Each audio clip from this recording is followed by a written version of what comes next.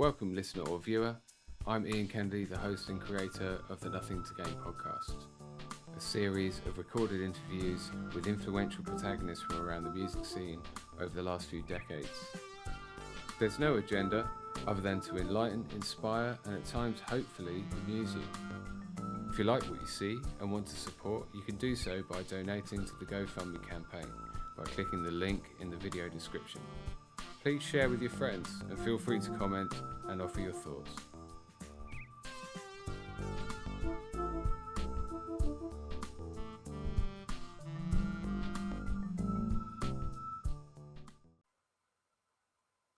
So this next instalment of the Nothing to Gain podcast, I'm welcoming a really good friend of mine, a DJ of particular brilliance, Loco. He's just logging in right now from Thailand, and I'm really looking forward to speaking to him again, and I hope you enjoy it. Tres, dos, uno. And we are rolling, and this is the next installment of my podcast, the Nothing to Gain podcast. And tonight or today, I don't know. It's tonight over here. He's in Thailand, but it's daytime here in Ibiza. And it's really nice to see you again, Marco. This is Marco Loco. Marco, would you just talk to me a little bit about what it's like to play on a terrace at Space? Yeah, I mean, epic. When people ask me my favorite gig of all time, I actually don't say that one, even though I played on it several times. It was fucking amazing, and it's definitely in my top 3. But to sum it up, when you're rocking a terrace, it's a big fat ball of energy. There's 2,000 to 4,000 people in it. And even though, I love rocking it, it's not that hard. Yeah. If you're a good DJ and you can play some good music, they're so up for it. So like the gigs that you really have to work for and really make them special. Space was already a magnet. I don't need to tell anybody. Space was already there before I got there. A little bit. It's quite modest, right? So yeah, it was something amazing that I added to, if you get me. You did, definitely. And I just told Marco just before we started recording, I recorded a little intro for him. And one of the things I was saying in that intro is that your connection with the audience is something quite special. And the energy that you create with that connection is really palpable. You can properly feel it, because a lot of those people on the dance floor sort of knew where you'd kind of come from, to play, like you said, like put Space Terrace in your top 3. Like, that's no disrespect. I know it's not. It's because, like I said, there's other gigs that I created from nothing, maybe, that are a bit more special in that respect. Yes. You can't compare it, for sure. Rocking the terrace at Space to playing a sunset at Café Del Mar to rocking your own boat party, these are completely different emotions. They are absolutely. Like you said, maybe people feed off my energy, but somewhere like Space, the reason I'm saying to you it's like that. So Space, to me, I'm like a kid in a toy shop, because the energy is already like that. For me, I just go boop. It was really like that. It's a great description. I mean, it's just a perfect description. Yeah. So yeah, to like we talked about chronology in that, but the truth is, I met you when I'd first moved to Ibiza. Like, when was that? 13 years ago. Oh, you're still fresh. Yeah, still. That's what they keep saying. It's still a wee Ibiza baby, only 13 years. I'm still trying to prove them wrong. In truth, I did 14 seasons, and then I was done. And then those 14 seasons, I stayed the full winter once, and most of the winter twice. But it was 14 full seasons. And then after that, I did until like the summer just gone, obviously, where it was impossible. I was there every year for a week to 3 weeks, like keeping toes in. But yeah, I officially stopped. My last season was 2015. Yeah, it's a lot of man hours of DJing that. I mean, it's a lot. Yeah, well, I definitely had a busy schedule. Yeah. 12, apart from 1 or 2 of those years, like towards the end, where I deliberately wanted to do less. Yeah. Then on the average season for me, I'd be doing about 10 gigs a week. Ish. Yeah. And some of those would be 6-hour sets followed by 6-hour set. And then on to tomorrow, getting up at whatever normal time and getting into whatever. So yeah, and then it was bang on when I hit 30 actually. That was just like my body started to go, fuck off. Oh really? Yeah. Coincidental or whatever it was bang on 30, which was pretty much on season number 10. And then I was just like, you know what, let's slow down. Let's go for stay with the quality. And although, because I loved all these gigs I was doing, you know, the smaller, but you know what it's like. But I was like, you know, for my body and the way it is now, you know, if I just drop these, say 4 or 5, and I focus on these, I could probably get a little bit more cash from these and da-da-da. So I did. I halved my work and I made a little bit more money. I was like, whoa, that was a nice little move. And I felt better, obviously, because, doing 10 gigs a week for 10 years, it's a bit much. Yeah, it's massive, man. I mean, as a budding DJ, since I still call myself a budding DJ. Although I did say to someone the other day, I'll confess, I thought I might be at the pinnacle of my DJing prowess at the moment, because I literally, doesn't matter what equipment it is or what tune it is, or what dance floor it is, I'm just in.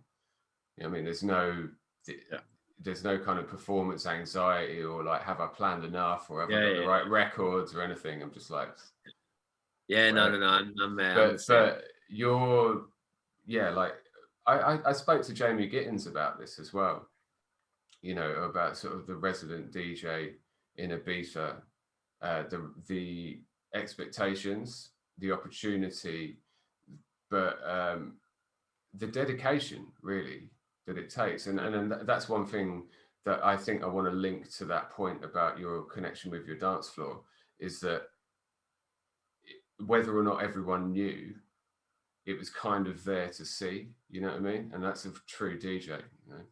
Yeah, no, I appreciate that, man. Thanks for spotting it. Wasn't difficult, mate. You were standing on the decks. Oh, I was a wee bit, big fucking hat, fucking peroxide beer, plum, big hair. Hello, everybody. You weren't, you weren't like that. It was a natural thing for me. I mean, you know, like what you said about DJing there, I'm really happy to report that, I'm although in current situation right now, we've just hit another party lockdown because of COVID. I am definitely peaking as a DJ right now, like uncomparable to even 5-6 years ago when I was rocking Space. Really? And it comes with like desire to actually want to get better and go through your stuff. And actually, just what you said, the reason I've just gone back into it is no effort, like no planning. You're a DJ and God knows how many songs I've got, but more than the average DJ, let's put it that way. As in, have you got any disco, Marco? I could play you a disco set for 24 hours if you want. Have you got any funk? Yeah, I could also do that with funk. I could also do that with chilled house only, beach house only, deep house, So yeah, when I'm actually being a lot more selective with my gigs now, and just choosing gigs that have, say, less standard. Yeah, we want you to rock this peak time set and da-da-da. Well, anyone can do that. Fuck that. Let me do something interesting. Let me play to an atmosphere and create something, and really get the most out of my DJing. And it's actually working slowly. Well, it was until all the parties shut down. But that's back. Well, no, fair play to you as well, because that's, like you say, you recognise that was a factor.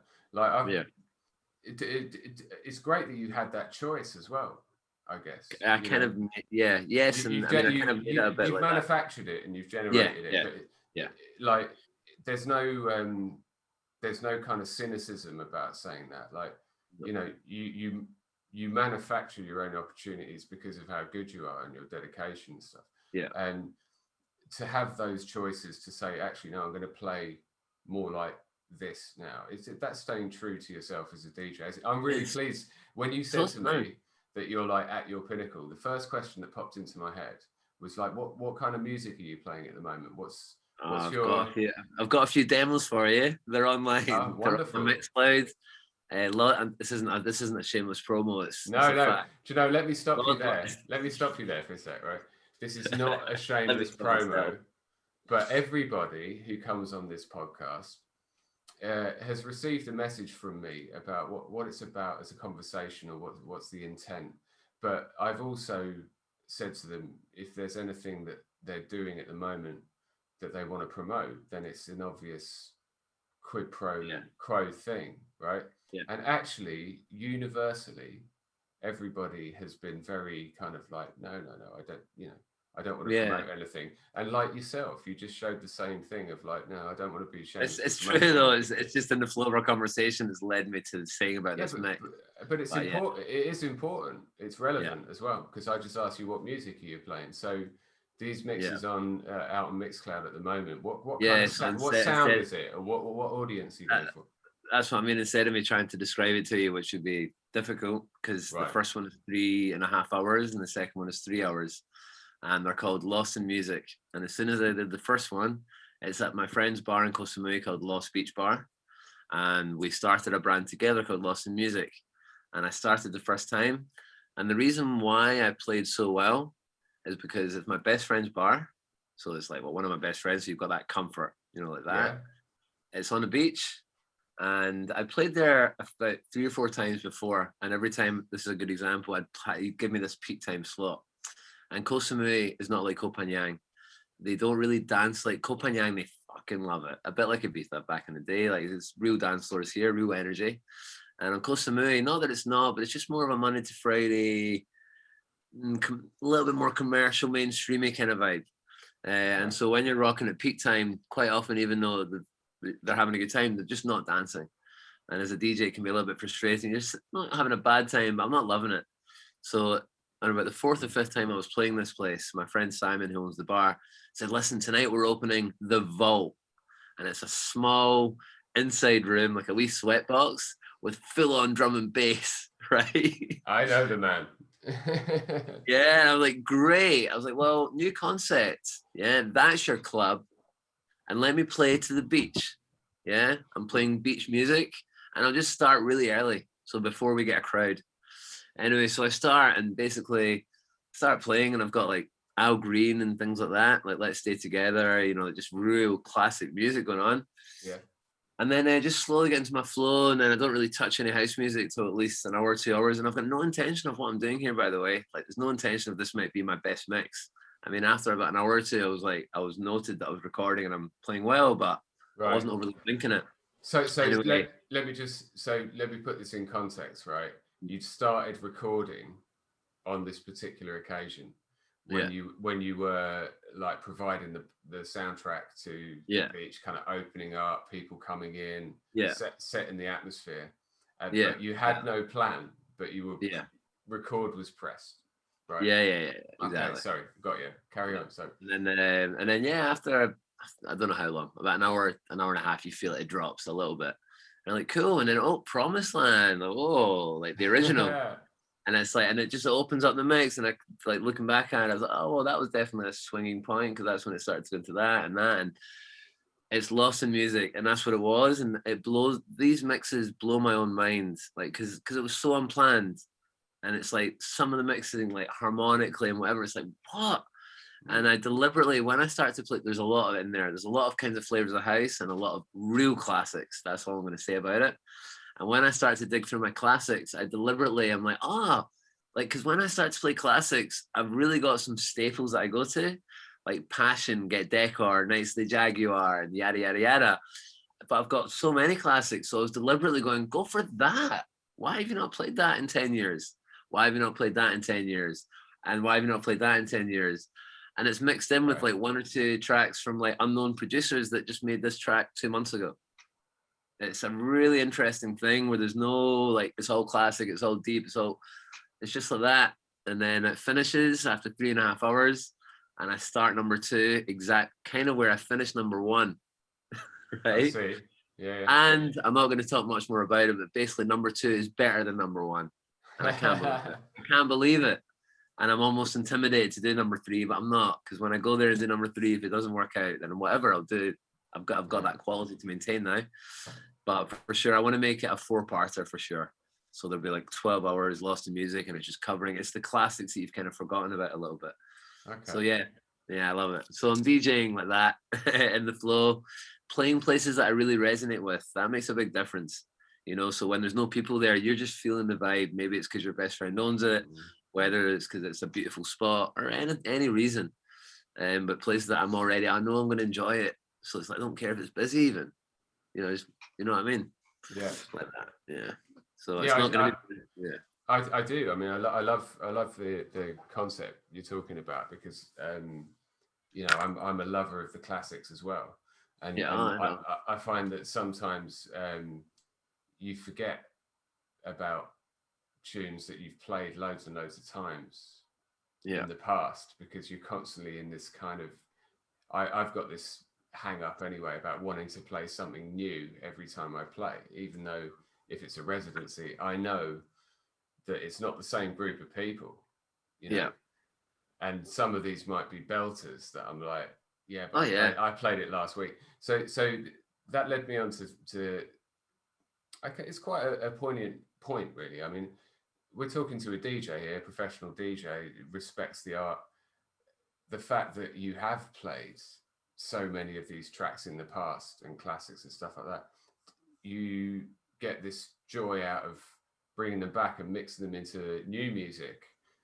Yeah. In a flow. Do you find that you were put in that scenario and you just kind of improvised? I thought, I mean, definitely. That is what happened. You didn't plan it, basically. No, like no planning. And so I've got my music organized. Like during COVID, probably like a few DJs around the world, you don't stop working just because you stop working. Yeah. So it's like, all right, now's the time to clear out my folders, you know, and that's every year, every two, whatever, you know what it's like. Yeah. And I'm not even going to start to tell you how I put my stuff in folders, because every DJ's got their own way. Yeah. But it's a good system. But it's a good system now. And during COVID, I really cleaned that up. So when I'm basically put somewhere, say for example, my flow, I can go anywhere now, really, really easy. Actually, from to anything. You know, it's not just about beat matching, for example. Yes. I can go anywhere. I'm going to ask you another question, right? Because this was before it was all about beat matching, I have to say, but no, I can do anything now. You don't need to beat match. I mean, most of the time, of course, I'll beat match. I bet you can. Of course. Yeah. Anyway, you don't get to where you are without being able to beat match, basically. Yeah, I can't even I know, honestly. The other. I know, yeah. So the word that came into my head, right, and this is a slight, not a tangent, right, but you might see some posters over my shoulder here. So that was the party I was doing in Malanga. And I nearly came over for one. Yeah.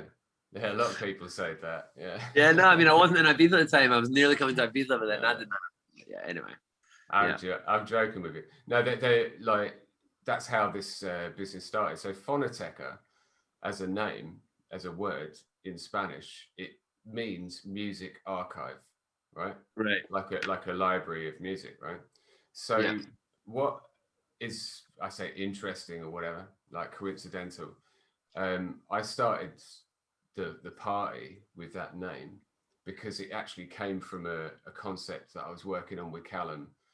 I say working on, chatting with Callum about for a little while. Yeah. And this was the name that came up. And the truth is, I've always been a bit of an archiver of music. You know, there's like vinyl shelves here, and same with digital music. Nell is the same. Yeah. And my question is, and I think you've already answered it, is do you consider yourself as an archiver of music? Yeah, for sure. For sure. I mean, I've never thought of it like that, but yes, you know, I've never thought of that, but yeah, of course. And what you were saying, just to touch on that point about, you know, it's cool, you know, you're mixing these classics with the new one, with some random new songs. It's really cool, man, because at the end of the day, what's the average age on these dance floors? It's not our age. It's like maybe like, I don't know, it's 20s, 30s, whatever. I mean, Koh is very open. It's all ages for sure. But what I'm saying is that dance music in general, majority maybe 20s, yeah? So when I'm playing all these tracks, like Sunday Shouting or whatever, more obvious ones, even Music is the Answer or Promised Land, or I'm not going to go on and on. they might be hearing it for the first time. I know. Like imagine that. Like that is a buzz. That's a buzz. Yeah, well, like what, wow, what, like what, super silent river matter or whatever. Like yeah, imagine that for the first time in the year. You're dropping it for these. I was going to say kids, but they're not. Yeah. Some of them are like mid-20s, 30s, whatever. Yeah. So Super Sound's a bad example, but a bit further back, you know, that mix. It's got like Jack Your Body, the original I'll House You, you know, it's like 86, 87, 88. It's proper. You know, it's like, whoa. So yeah, I love it. And it's good to go back to your roots a little bit and mix it with the new stuff because you're then going to create a really unique original style, you know? That's leads me on to a decent question, right? So what was the first music that you like listened to and picked up and tried to mix together? Ever? You mean like going way back? Or even before that? I mean, what sort of style of music got you into music? It's a really kind of like stock question, isn't it? Like, I mean, what was your parents' record collection like? I mean, how it all started was my grandpa was like a professional piano player. And he played in front of the Queen and whatnot. And he started teaching me piano when I was 4 years old. So that was my introduction to music. So are you quite a good piano player then? No. Long story short on this is I played the piano until I was about 11 or 12. Yeah. And I wasn't really enjoying it. I wasn't enjoying the grade and I just wasn't enjoying it. And I stopped. And then about 3 years later, one of my brother's good friends got in touch with me, who now actually really beautifully married my first cousin. Anyway, his name's Greg, and he was an amazing piano player. And we were talking about piano, and he was like, why did you give it up? And I was like, I just hated it, all the grades, exams. And he's like, well, what do you want to play? And I was like, I want to play Beatles and Guns and fucking Roses. And he was like, well, go and buy those books then, and we'll do that. And I was like, really? And he said, yeah, of course, I'll teach you. So it'd been about a 3 year gap and I go and buy these books. And then he basically gives me the lowdown of right now, you're going to change from a piano player to a keyboard player. Your left hand is going to start to play chords and your right hand will do the melody. And that's basically what I did. And I worked with Greg for about 4 years. And that really changed everything. Because that, you know, so basically to answer your question, no, I'm not a good piano player. My right hand's pretty good. My left hand isn't.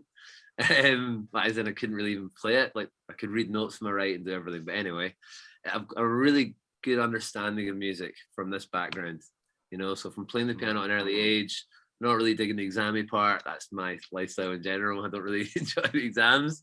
But from the creative perspective, you know, understanding chords and understanding melody, that's key, you know, to making music. And I did try and learn the guitar for a while, and I didn't really take to it because I was so into piano. It just almost messed with that a little bit, and so I didn't. And part of me regretted it until I really started to get into Ableton, which is now only 15, 20 years ago. Then I was like, whoa, piano is obviously the best one to play because obviously on Ableton, that's all you need. You know, you can do anything. You know, if you play this, and obviously that was the right one to choose, even though I didn't really choose it, it just happened. So yeah, that's my kind of long story short background of how I got into music. Yeah, nice. I think like the grade system of learning an instrument when you're younger, it does push certain potential musicians away from what they do love doing. I learned Irish music first with tin whistle and fiddle. Yeah. But then I did take piano lessons and I didn't like them. I didn't do any grades either. I mean, I don't know what grade you got to. But like you say, like it's quite modest as well. Say, like I'm not a good piano player, but you know, I know how to operate a keyboard. Like the new instruments of sound. The piano is the piano, but like on my MIDI keyboard here, I can turn it into a Steinway. You know, like if I was good enough, I've got a decent enough MIDI keyboard to sort of to replicate it. But in terms of making music and using these tools, what you've got is potentially like better than someone who just knows how to play a piano very well. And well, everyone's got their own little set of tools, don't they? You know, it's like that. You know, what can you do? So right now, for example, I'm making a lot of music and I'm collaborating with a lot of different musicians. And there's only I'm gonna finish 37 songs this year that I started in the last few years. That's quite specific. You set yourself that goal, yeah, a new year. I went through all my music, which was closer to the 60, 70 mark. I narrowed it down, and then I narrowed it down again. And then it's like 30 Lelo, which is my kind of more down tempo alias, which I'm focusing a lot more on than the other, and 7 Loco. So the 7 Loco are actually the back seat, because I'll make house music when I want to make house music. But to say Lelo's a down tempo alias isn't really true anymore. It's just a music alias. You know, it's just like a non-house music. It's just music. I can do anything under. I'm doing anything under Lelo.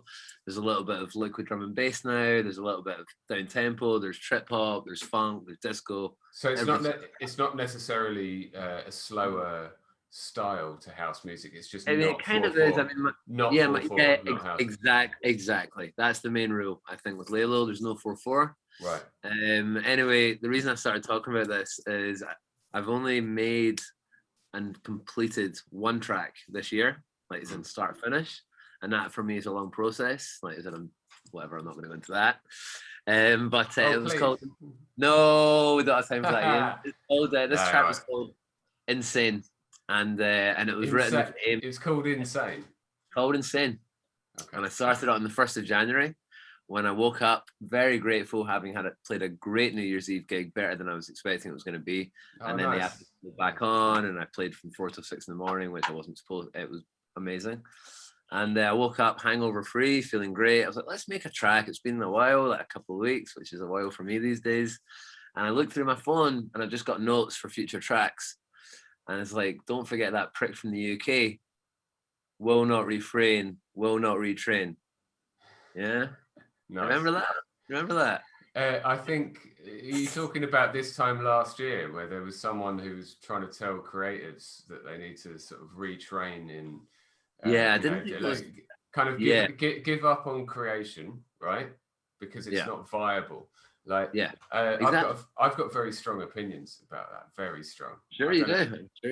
I don't know whether I should go off on a rant. I think probably not. No, don't let me finish my wee story, and then you can do your rant. So so that's all I've got on my phone.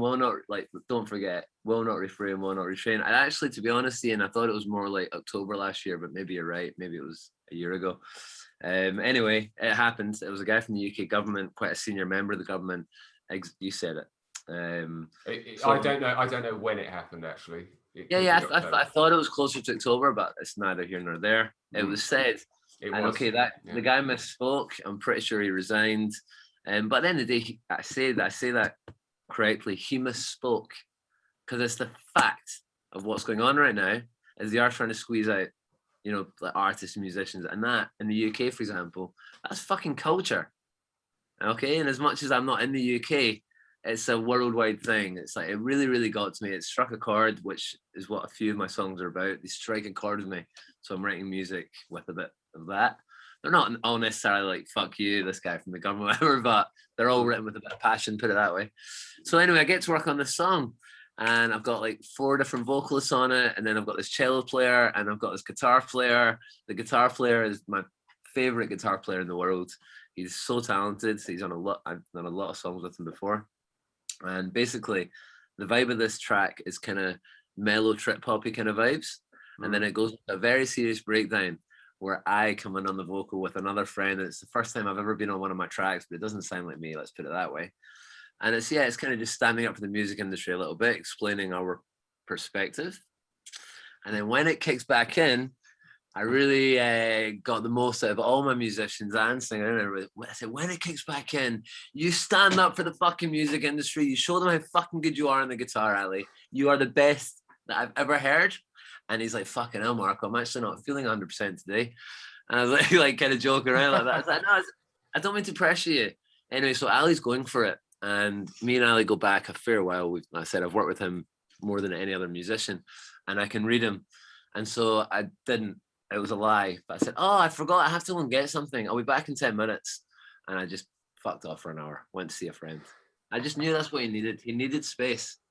And I come back, and as I'm coming back into my house, I just hear fucking Jimi Hendrix going nuts in my room.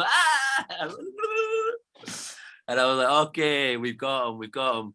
So I had this, and then I had the same with the cello and the vocal. And the original idea was that I've got to do my bit and I'm going to play the piano. Yeah, I'm going to do this crazy piano thing when it kicks back in. And then when I got in my creative space and everybody had done their bit first. So I'd laid down the backing track, put in all these ingredients in the right way. And now it's my turn to put in my music. And basically, as I was trying for about an hour or so. And because I've got this guitar and this cello, and I'm just like, man, this is relating back to your original question. I was like, you're just not that good a piano player. So stop fucking around. You know what I mean? Don't try and compete with Ali on the guitar, and don't try and compete with Eugene on the cello. These guys are masters of their craft, and I'm not. So actually what I did, I'll send you the song after the interview, and anyone hearing, I'm sure will be able to hear the song by that point. But I basically took the piss on the piano, shall we say? And it's part of the song, it's part of the concept, it's a little bit like that. And so I did the piano like that. And then I put enough input in it where I really put in my power was in the creation. You know, I said my understanding of music, the reverse flips, the intricity of the beats with the hi-hat and the snare. It's not the same. There's a lot of messing around. So that I use my main strength, and it's not piano, but I kind of made a wee joke about that. Goodbye. Anyway, I can't wait for you to hear that track. It's a powerful one, and one of many that is definitely going to come out this year. So I'm excited. That's really inspiring. Like, it sounded to me, and it resonated with me really strongly. So if I'm off the mark here, but you had the opportunity to kind of direct live musicians to your tune, but with the knowledge that you know, kind of like technically on the piano or whatever, you can't match that. Well, imagine, like, I live with Nell. Like, but it's cool because you've got your stuff. That's the thing, you know. We've got our stuff. The people that I collaborate. Yeah, I've made some tunes recently, Marco, which have the same, I would say, kind of backstory to that, if you know what I mean. Like that, I've got a kind of an orchestral arrangement in my mind, and I've played as best as I can, you know, some guitar chords, some bass, you know, some keys and MIDI. So, but if I sort of go off on a riff on the piano, I know that I'm going to have to go in and delete notes to make it sound all right. So to an actual musician, they don't make the duff notes. You know what I mean? They're tuned so well that they don't make the duff notes. And that is so beautiful to hear. You know, it is as a DJ to sort of kind of get a little bit closer to it. It's like I was saying to Nell last year, like, I'm in the band now. You know what I mean? I'm actually in the band. I've never been in a band. And all I'm doing is DJing backing tracks. No, it's awesome. But you know, like I said, everyone's got their own toolbox. That's obvious. But so this guy, Eugene, this cello player, he's phenomenal. And he eventually, I was trying to hook up. I played with him at one of my gigs. I was doing like a party called Bliss Beats, which was me with live musicians playing some different music.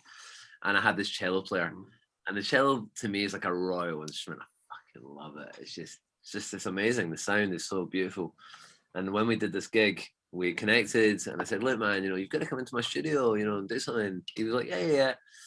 And then I started to actually think a few weeks later, oh no, I actually could really do the cello actually on this track and that track for sure. And I messaged him, and he's in Chiang Mai, like other part of Thailand. He's away, don't know how long. Okay. And then eventually 3 months I'm waiting, and I actually put on this Copenhagen group, any cello players in the island? And then everyone's like, Eugene's away. Like, it's not that big an island, and the cello's not like, you go to the cello district. It's not it's like the cello district. Yeah. How many people have a cello on Koh Phangan? One, he's not here. Can I just make a little aside, to everybody listening? I don't know if you know where Koh Phangan is. We might talk about, but it's in Thailand, but it's an island, a territory of Thailand, and a beautiful island by all accounts. I've never been there, and For anyone relating to Ibiza, for it. It's about a quarter the size of Ibiza, to give you some perspective. Is it really a quarter? Yeah. Wow. Yeah. So that you're talking like 10, 15 kilometers squared, something like that. I couldn't quote on that exactly, but I did have a look. I had a look on Google, and Koh Samui is basically half of, give or take, half of Ibiza. Right. Hanyang is give or take half of Samui. You know. So you're trying to find a cello player. Oh yeah, I knew it was kind of in vain. It was just because I really, really, really wanted to get the track done. Anyway, so eventually Eugene comes back, and as it happened, the only time he could do it was on my birthday. I was like, wow, all right, come on then. Nice. So he comes over on my birthday, and I said, I've actually got 3 songs, and I paid him, to be fair, I paid him a session fee, but I respect, a good, I got a good deal, should we say. But he's a very, very good professional cello player, so I paid him. And he gave me like 20 to 30 minutes for each song. For each song? And I just listened to it. So I was chilling outside, and then I took the dogs for a walk, and it was amazing. It was my birthday, and I've got an hour and a half of cello going around in my house. And and then he left. And I don't know if it was the next day or the day after, the day before I went in the studio. I'm just basically listening to all this cello, and I brought this up because you're like, these guys are just awesome. So yeah, they are. Yeah. How are you going to get that 30 seconds out of that half an hour? It's like, it's a lot. It's a lot to select. It's a lot to deal with. Like, how are you going to select? What's the best bit? It's all good. So how can you choose that? That is very time consuming. So it's not listen to it once or twice. So there's a lot of time and care. So I prefer, like, next time I get the cello player over, I'll say, yeah, just 5 minutes will be enough, thanks. Like, with respect. Because then you get so another example is I did a song with this girl called Dominique, who is very unique. She does a lot of gigs around the island. Like, she does like vocal training and, teaches and stuff like that. Right. And she is completely musically untrained. So she can play the guitar and she can sing, but she can't play a chord. She can't even play a note. Well, she couldn't play an E minor. She couldn't play an A. She couldn't play the note C or on the guitar. On the guitar, but she can play the guitar. Yeah, but then right. Hang on a minute. She can't play certain tracks that involve. She basically doesn't read music. She follows her intuition and can play the guitar. Like that. So, but then she can't play a tune though. She can't like play. She can't replay somebody. No, she can only play her own stuff. Right. Oh, that's interesting. So interesting, and her own stuff's cool, right? It's just not wrong. You know what I mean? So I was trying to connect with her when I used to live here, and we didn't. No badness, just didn't connect. And then when I came back, I sent a message out and she'd messaged me back, and then eventually in the flow we hooked up last September or something. She came over, and she's a really shy, timid girl, but really sweet, like it's a lovely girl. And I said, oh, do you need anything? Whatever. Yeah, I'll have some weed. Great, cool, whatever, like that. Anyway, so I'm playing her just a load of my music, but without really announcing this is my music. Just playing her like the songs that I'm working on. Yeah. And then I play her this song called Fractured, which I made when I fractured my wrist. And it was still fractured at that point, actually. I remember that, I think. Yeah. So you were here, yeah? And No. This was like last year, like last September. Oh, okay. Oh, no, sorry. No, I know why I know. You weren't in Ibiza, but I learned about it through, you had a really bad injury, didn't you? And you can DJ. Right, let's not, maybe it's bad juice. That's all good, it's all good. Carry on about this guitarist. So she listens, so maybe it's the 7th or 8th song of mine. And I said, I've not really announced that she listened to my song. And she goes, oh, this is beautiful. What's this? I said, oh, this is a song called Fractured that I made. Oh, you made this? And I said, yeah. I said, actually, all the stuff. And then I said, all the stuff has been made. She goes, oh, great. It's just so background now. She's got an understanding of what I can maybe do. And then she goes, well, this is nice. And she just picks up her guitar. And so the track finishes and I stop. And she just starts doing stuff. And I was like, stop. First thing she did, stop. And I get my recorder. It's like a Tascam. It's amazing what it is. And I said, just do exactly what you just did. And she's like laughing, almost shy. Really? I said, yeah. And I record it. I said, now, can you do what you just did with just some less notes? Yeah? And she's like, yeah. And then she does it. And I said, cool. I said, that'll do. And she goes, that's it. She goes, I can play them higher if you want. So she can play an octave higher, but not knowing that this is B and C. It's so crazy. And believe me, bro, I did have a very quick conversation and said to her, you could watch something on YouTube for half an hour about chords and it would take your game up so high. Like really, but you know, it's whatever, it's everyone's choice, and she's gifted and she's got her own toolbox. So anyway, so then she plays it an octave higher, and I was like, that'll do with the guitar. She's an amazing singer. I was like, just go for it. Whatever. She's like, what should I sing? I was like, whatever you want. And I just start recording. I said, I'm just gonna go make a cup of tea. And I close the door and I hear her do some crazy stuff, from like some chanting to then some operatic stuff to some really soulful. I was just like, whoa, what is going on? And then just one take and then stop. And then I could see she was like definitely not exhausted, but like she'd given it some, like the singing part for sure. And then so I just chilled out and just said like, yeah, and then we just started talking about whatever else. And then in the flow, that's all the work that we did. So in total, I think she played the guitar for about 1 minute and she sang for about 4 minutes.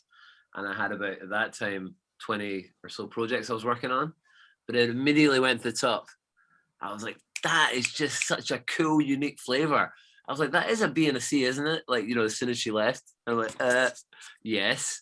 I was like, it's a B minor going, yeah, working it out. Here's the bass line. And then I started to make this song, and it was going to be a 75 BPM, really chilled track. And I was about halfway through making it. And then I was just like, this is really cool. What happens if I change it to 150? I accidentally made drum and bass. I think technically it'd be more breaks than drum and bass. Breaks, yeah. But yeah, liquid drum and bass, breaks. As soon as I did it, man, you know the way Ableton or the way music works. You know, if you go like that to that, everything's on time, including her vocal. It was unchanged. And I was just, as soon as I did it, I was like, oh my God. You know, and then you just go for like an hour of like absolute mad creation because now you've done this and da-da-da. And it was like, bang, finished.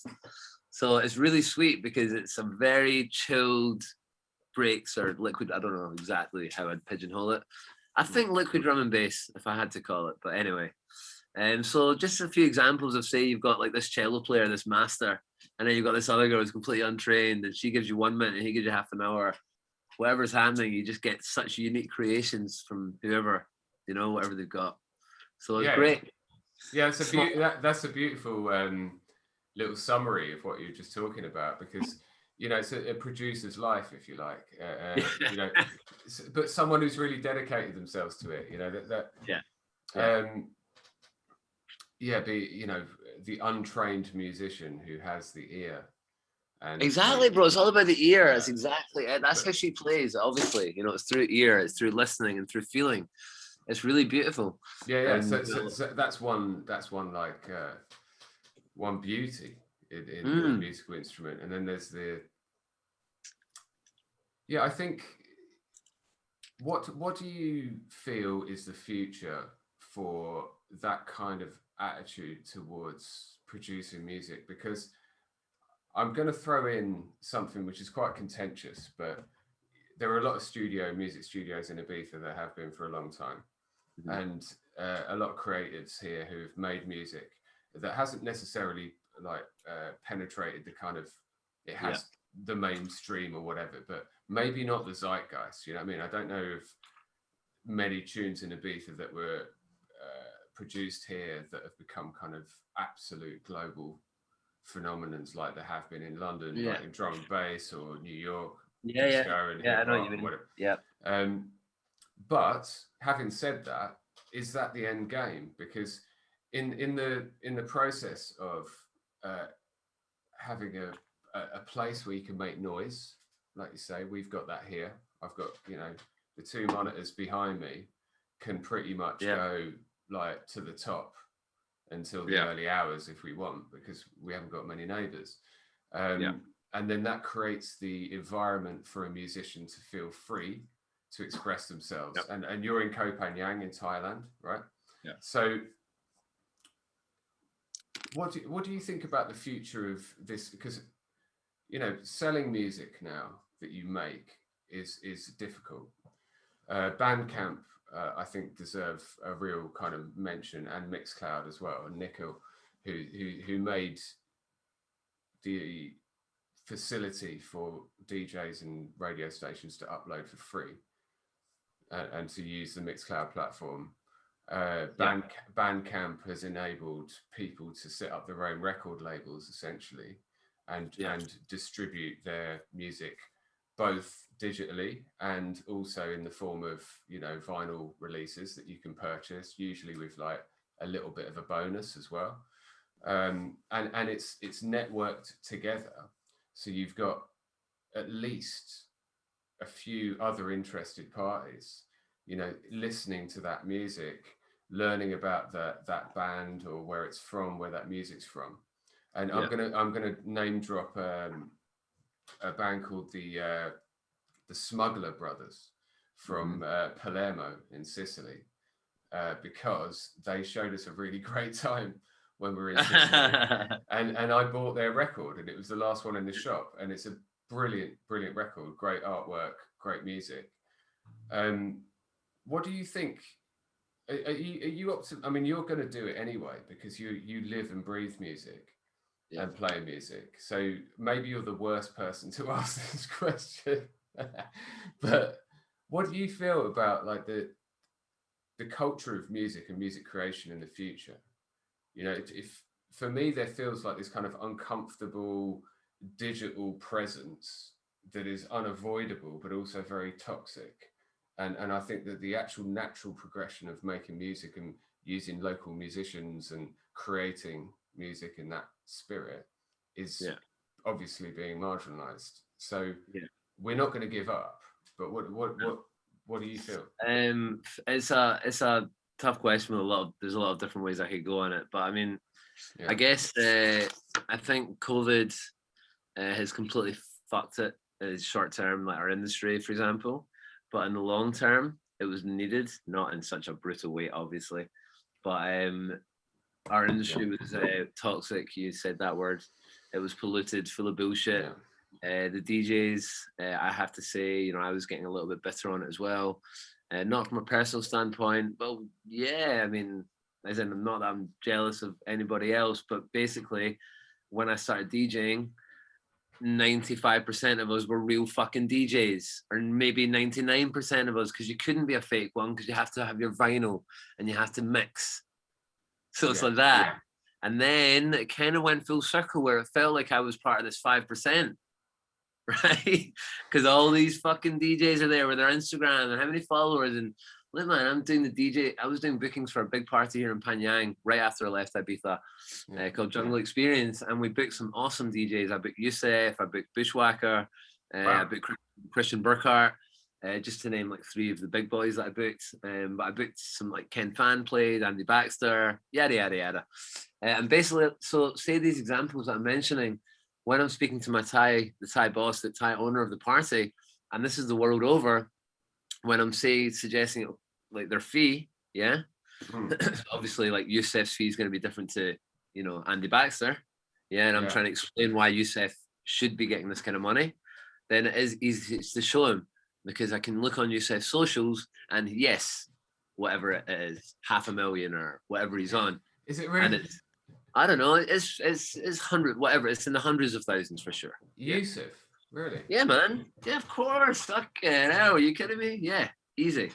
Well, I mean, you know, I think that's probably deserved, given that, like, you know, there are some really shit DJs that have millions. Yusef is one of my absolute inspirations in this. I've spent, you know, various but few times with Yusef, and I've found him to be hilarious. Yeah, and I was the butt of the joke, and I didn't mind. You know what I mean?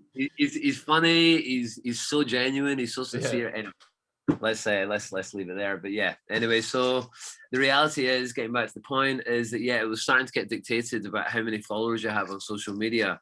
So that meant that fake DJs, influencers, were starting to get a lot of big slots because they've got whatever millions of these followers because of their whatever feature they're using to sell it, but it's not real music or mixing. And it was really getting polluted, and it was getting a bit nasty for sure.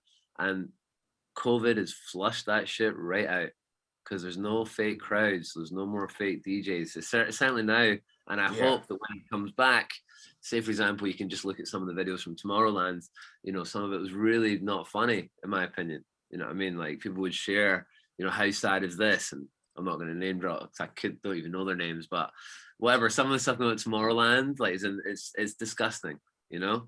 And there's no need for that. We can get like Tomorrowland, for example. And I'm not saying it needs to be all cool underground electronic. You can have a good quality Tomorrowland. And who's going to decide what's good quality? Common sense. Come on, you don't need that guy like doing that sort of stuff. That's just the biggest lot of bullshit ever, and people are going nuts for it. So after COVID, you've all had a break. Yeah, flush out the shit, and maybe we can improve things. So you're asking me what's the future for music. I'm not sure if you're talking about sales or what, but I mean, as far as sales go, what am I talking about? Yeah, I mean, I guess. Well, moving on. I guess with regards to, like, say, trying to make money as a music producer, you know, the reality is, I think Spotify is huge, and we don't really make much money on Spotify, so it's a tough one to really make money as a music producer, for sure. Yeah, and actually, like, I mean, I definitely wasn't trying to draw the conversation down towards economics. Okay. The point of it really was because how inspired I was by the process that you were going through to make new music, and that is really wholesome and I think really important, and very important not to lose. And with a lot of the commercial, I've just put a light on it. One sec. I'm not sure it's the right thing to do. Turn that off. With all the commercial opportunities, should we say, like, a lot of the essence of making music and understanding dance floors and celebrating, as we should, the fact that music brings people together, that dancing is good for your health, that there are individuals like yourself who are really good and really dedicated to making that opportunity, that moment, as good as it can be. I think those are really important things not to lose. So I think my question was more based as a, you know, maybe a slightly kind of cynical view of the future. I don't want to be not optimistic, actually. I would like to feel more optimistic about dance floors and club music. What I was going to ask you before all of that is that when you think about making a song, okay, where does the creative inspiration spring from? I mean, it's obviously up here, or you say you don't play the piano much, so you're not necessarily just jamming away and then you come up with something. Yeah, sometimes I jam. Yeah. Sometimes you jam. Okay. Yeah. But no, it's actually, so this fresh batch of music that I've been making started with a song for my niece when she was born, and this was just incredible. It was just after lockdown, and I suffered from some serious depression before I came back to Thailand. Are you still there? I think he's paused. No, I'm here. Yeah. My internet's unstable. So I was trying to make music for a good few months, and I had about 1.5 years off it, and it was taking me, slowly you're getting better, and then basically, my brother's wife goes into labor, and I'm waiting, and I've called him about 24 hours later, and I was like, "What's going on?" And he's like, "Look, everything's okay. It's just taking a long time." And I'm like, "Okay, well, I'm really close to my brother, so I'm like, I'm not going to call you again. You just let me know, like that. Obviously, I don't want to be like that." Anyway, about another 12 hours later, I'm at home. Just got home actually, and he sends me a message with the picture of this baby. "Please welcome Lucia Sky." And it was on the summer solstice, the 21st June, and I just got hit with this mad inspiration. And I got my keyboard out properly, which is this little thing here. Oh yeah, let's have a look. Oh, nice. What's that? It's an Akai. Yeah. So It's there's the Akai APC Key 25. right. So loads of pads on that, just to. So my brother gave me this for my birthday, not last year, the year before, and I was so depressed when it was my birthday that year that when he actually gave me that, my way of thinking was, why the fuck you give me that? I mean, I'm not going to use it. Right? I was Thanks really very much, down. bro. I was really down, and I was like, that's just a fucking shit present, but whatever. And then there I am, a year and 4 months later, absolutely flying on this thing, celebrating the birth of his daughter, and playing some completely fresh music. Like, it's a new car, it's new everything. It was really, really cool. And then I spent about a week making it, and I was deliberately trying not to speak to my brother so much. We were speaking through text, obviously. And then eventually I speak to him after like a week properly. And he's like, oh, it's been so weird not speaking to you. And I was like, well, I know you had the baby and I didn't want to, I've missed maybe one or two of his calls, whatever. And I said, I know you had the baby and you were busy, whatever. And he's like, what have you been up to? And I was like, well, now I can tell you, I've made a song for Lucia. Like, I'm going to send it to you. And I collaborated with a friend, an old school friend of my brother's, who is an incredibly talented singer and guitar player. And when I was growing up, he was like the kind of rock star at my brother's friends. And I thought he maybe was going to go that way until he went, boop, and he went to New York to become a rabbi. So it was like that when I heard it. I was so shocked. These things happen. I guess is what you said. But I say it like that because that's the way I was like, what? Johnny's a rabbi? That Johnny, the guitarist, like, yeah, he's a rabbi. Like, that sounds like a tune though. Johnny's a rabbi. Well, so I'm still friends with him on Facebook. Johnny Kersh, his name is, and I go on his Facebook and he's posting quite a few videos of him singing, and half of them are say covers of like anything from like Neil Diamond to John Lennon, and then there's some Jewish stuff mixed in there as well, Anyway, so I reach out to him. He's got a beautiful voice. And I said, hey, I'm writing a song for Ed's baby who's just born. Oh, that's amazing. I said, do you want to be on it? He's like, really?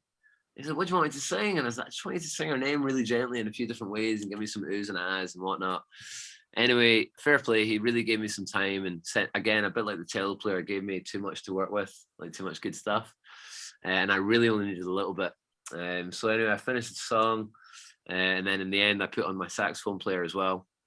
And when my brother first listened to it, which was before the sax, whatever, he said, I think this is your best song. He goes, you can really feel your emotion in here. He goes, you should do that with like all your songs. And I said, come on, Ed. I said, it's easier said than done. This was special. You had the baby and it was a moment that sparked that inspiration. And then he said, well, maybe you should write music, just focus on things that you're passionate about. And when he first said it, I literally kind of fobbed it off a little bit, just thinking easier said than done. But I think pretty much right away, or certainly that week, I did think about that. And I was like, actually, I am really passionate about stuff. I'm going to start thinking about some songs about this and about that and about this and about that. And slowly but surely, nailing all of them. And they're all certain emotions, capturing it. Some of these songs that I'm talking about, I'm going to be giving away for free for my own personal reasons. I just want to share them that way.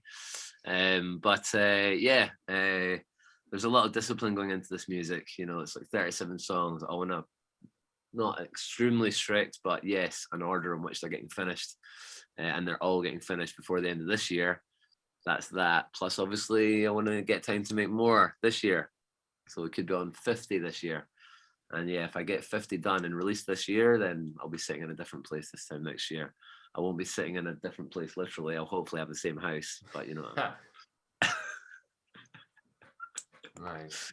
Yeah. So it's all good, man. I'll definitely, after we get off the show, so I've had the first 4 tracks back from mastering. So just for your personal enjoyment, I'll send them to you after, and you can. My delectability. Just for your archives. I'll put them right over there. Can I float an idea? Sure. I've got other questions. I've got other, like, if you're up for keeping on talking for a little got another half an hour for sure. If you're thinking around that kind of time zone, then then I need to cut off. Yeah. Yeah. Okay. I'm not in a mad rush now. Okay. Cool. But there's the time of day is just going from like day to night here, and because we're in a forest, everything gets really dark, and I can already tell. I wouldn't mind just a little 5-minute pause, if that's all right. Sure, yeah, that's cool, man. Yeah, and we'll get back at 10 o'clock my time. Yeah. So just message me on Facebook and we'll get back to it. Cool. Okay. All right. I'm going to stay logged in. I don't mind staying logged in. I can just minimize it and you can just give me a shout when you're ready if you want. Yeah. Okay. Yeah, I'll stay logged in. Okay, cool, man. All right, mate. Thank you. All right, catch you later. Cheers.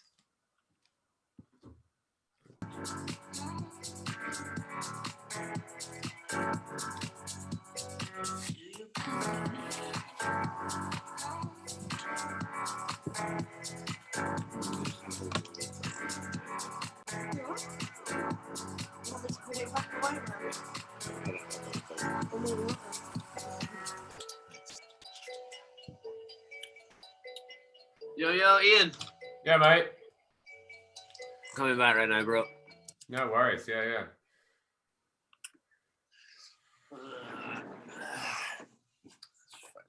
Where are you? You're over here. Just had a wee mini disaster, man. Very uncharacteristic these days, but I just fucking boiled the kettle, made some tea, and then there were some ants, and I just went to clean it, and I just pushed the kettle away, and as I pushed the kettle away, it wasn't secured on the thingy, and the kettle just fell directly on my hand. Oh no. Roasting fucking water. So I'm just putting my hand in this fucking bowl at the moment. Oh mate, mate. This should. It's all good. This should take second place to that. I mean, really. I burnt my hand like when I was cooking about 6 months ago, and it's the same feeling. And I'm pissed off because I know this is going to last a couple of days. Yeah, I know how that feels. Yeah. So I'm in there's loads. I'm in the studio tomorrow. Yeah, but it is what it is. It's all good. But I could essentially carry on chatting. Yeah, I know. So let me start. Okay. Yeah, go for it. So what's happened in the interim is there's loads of other things I wanted to talk about. The music that you were playing and the influences behind it, what I was listening to. But like you say, you've just had the burn. I worked the burn, literally the burn. Yeah. He's burning. So I've had kitchen accidents as well, because I worked in Borough Market quite a bit, and very hot grills, hot oil, lots of sharp metal, heavy things that can fall on you. Yeah. It's really annoying when it happens, isn't it? Well, instantly, that's a 2-day commitment you've just fucked up now. But anyway, it's all good. It's just, I think I'll be okay. I've got some ice water here, and also, it's not like it's not throbbing. It's just I think I could feel it was literally just the kettle had just boiled, so I could feel it. It was a scald, scalding. Yeah, and I'm expecting that'll be a 2-day thing, and I'm like, I'm really busy tomorrow. Fuck's sake. Anyway. Well, let this be a lesson to any young budding DJs who might be watching this, because I genuinely hope somehow that my podcast might be watched by young aspiring DJs. Look after your hands, because they are the tools of your trade, are they not? True that. Luckily, it was my left, so as soon as it happened, same as actually when I broke my wrist last year. As soon as it happened, I'm like, sweet. It's not my right. Or my right hand does everything, like it's in Ableton, playing the piano, everything. Like it's the right hand, so it could be worse. Always could be worse. Take inspiration from black coffee. There you go. Yeah, I didn't actually know that about black coffee until lockdown. I'd never seen him play live, and then I'd like to do it, but I just in the flow I hadn't seen him, and then I saw him do a set in lockdown. I was like, whoa, I had no idea, man. That's fucking awesome. Like easy though. I did it with one hand for a few months, like when I had to. Yeah. But again, I repeat, I was lucky that it was my left hand. So it was very, very easy. But a lot of people were like, wow, you're DJing one-handed. It was like, no, like really, really easy. Because it's my right hand. You don't need two hands, for sure. Do you find that like DJing, for example, like when I DJ, right? you know, I'm not in a DJ situation now, but that's my monitor there in my left ear, and that's the club, that's the booth in my right. So I've made a choice, if you like, you know, or I've adjusted to different, you know, different sound inputs in different sides of my head, and like left and right hand and stuff like that. That's probably one of the essentials of DJing, is that you've got two hands and you've got two decks, or before tractor. You know no, you're right. But what I mean is, and it's true, like Black Coffee being an example, or what I did, whatever, you don't need two hands. No, definitely not. Like, no way. Like I said, I did it very easily. But if it was my other one and I was trying to do it with my left hand, of course I would still be able to do it, but it'd be a lot more thinking involved. Whereas like, you know, me playing just with my right hand was a total piece of piss. And it was kind of cool because it created a bit of buzz. Oh, fucking hell, he's doing all that one-handed. And to me, I was like, well, whatever. Because it's your right hand. You don't need it. But yeah, obviously I play better with two. Basically, like, in terms of kind of biology, it just proves that DJing is a skill. You know, it's exactly. It's something that you learn and you adapt to being better at. And that's it. Yeah. I'm still here, man. I'm just grabbing a wee bit of cream for the hands. But I'm all good. Ironically, wearing this t-shirt. Yeah. I did notice. Yeah. So all good, man. Yeah, let's crack on. Let's crack on. Right. So for the last little section of this, because there are so many things that we could talk about. I don't really want to go down nostalgia. I don't really want to go down politics, or, you know, if you want to know about Marco's career and what he's done, it's pretty easy to find out. What interests me is, you know, some of the tracks you were playing there. You're talking about playing a more varied set, if you like, not 4/4. So we just had like a sample there from, I think it was the Stylistics, the People Make the World Go Round. Just on a loop and that kind of thing. I want to talk to you about like influences. Like, do you look back into musical past and pick? You mentioned Al Green earlier, who's a big favorite of mine, like huge. Talk to me about some of those names that would be at that, you know, the list of the people that have inspired you musically. Yeah, so it's a good question, and it's also a good question timing-wise, because I'm making all this new music. I've been digging into my past a little bit on who would inspire me, you know, and who have I not listened to, who deserves my attention musically to set my standard and to get my inspiration thing going and whatever.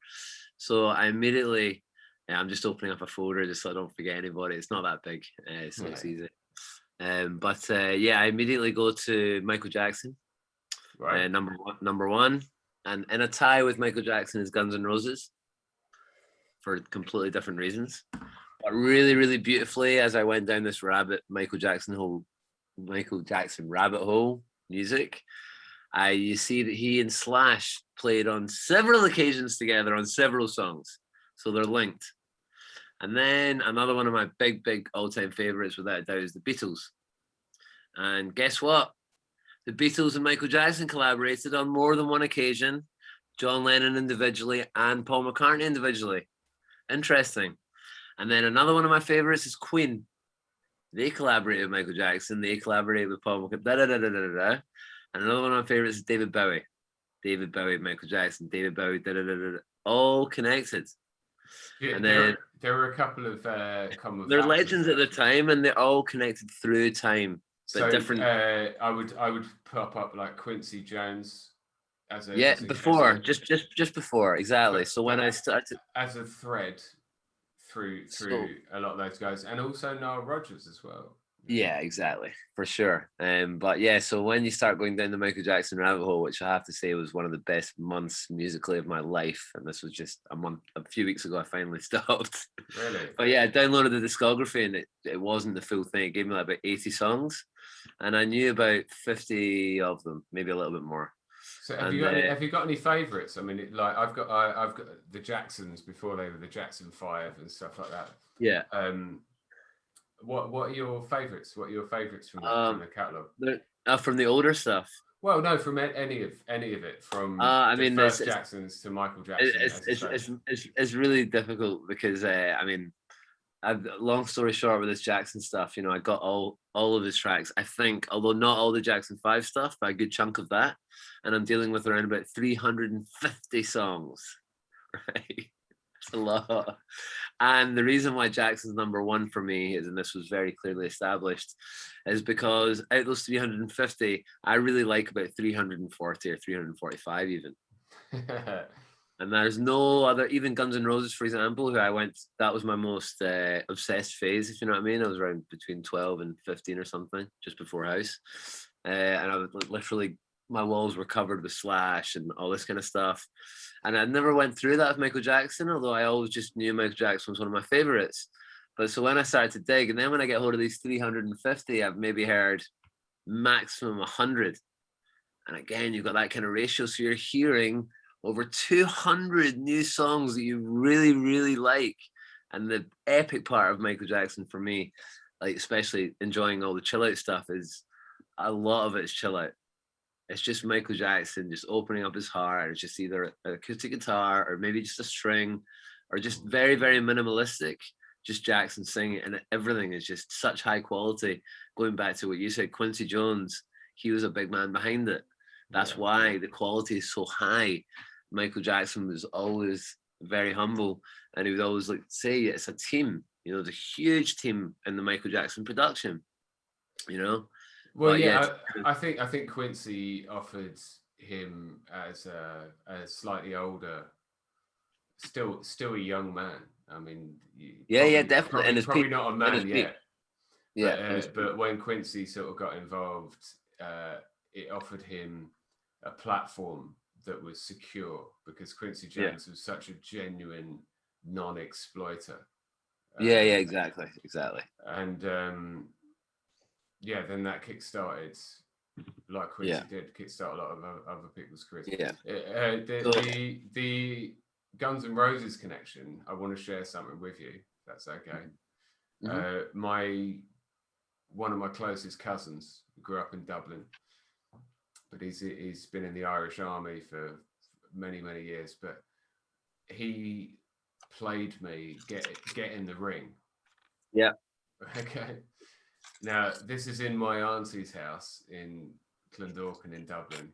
Kay, if you're watching, I know you suffered.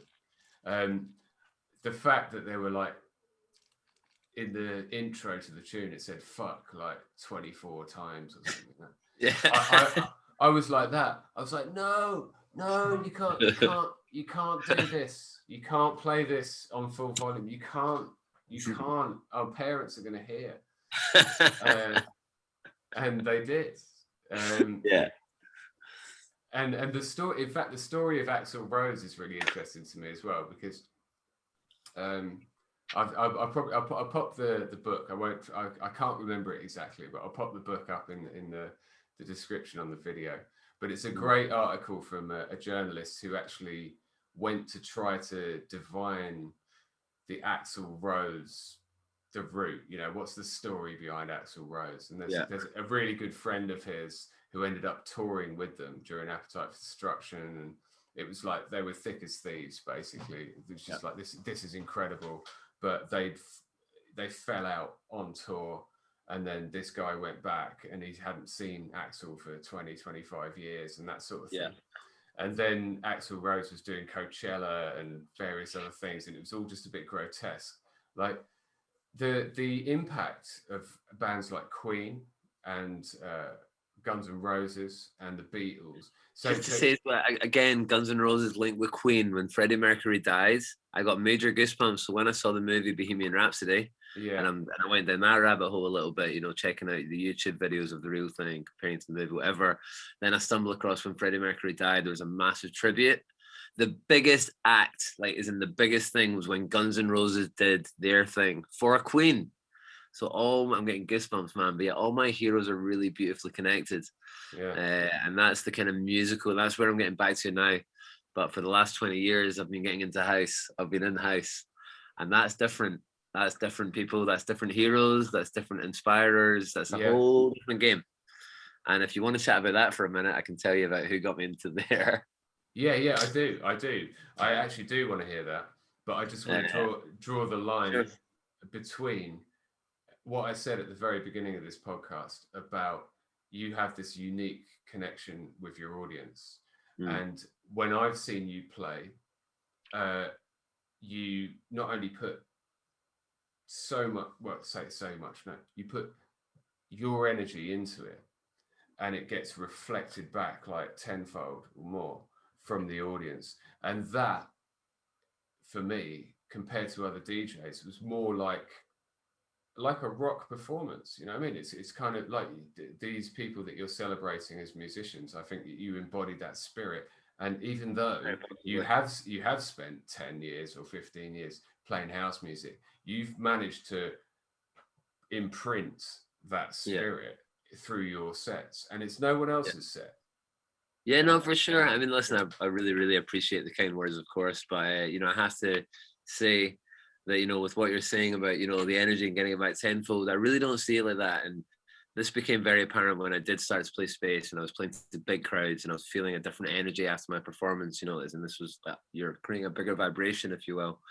I just had this massive feeling of gratitude because almost every time I played Space, especially the 6-hour sets, there'd be like a couple of people at least, you know, sometimes 2 or 3, 5, 6, whatever, waiting, you know, to say thank you so much, you know, like that. And they were the guys that were there from the start till the fucking end, you know, and I would take them on this crazy journey through funk, disco, wherever house.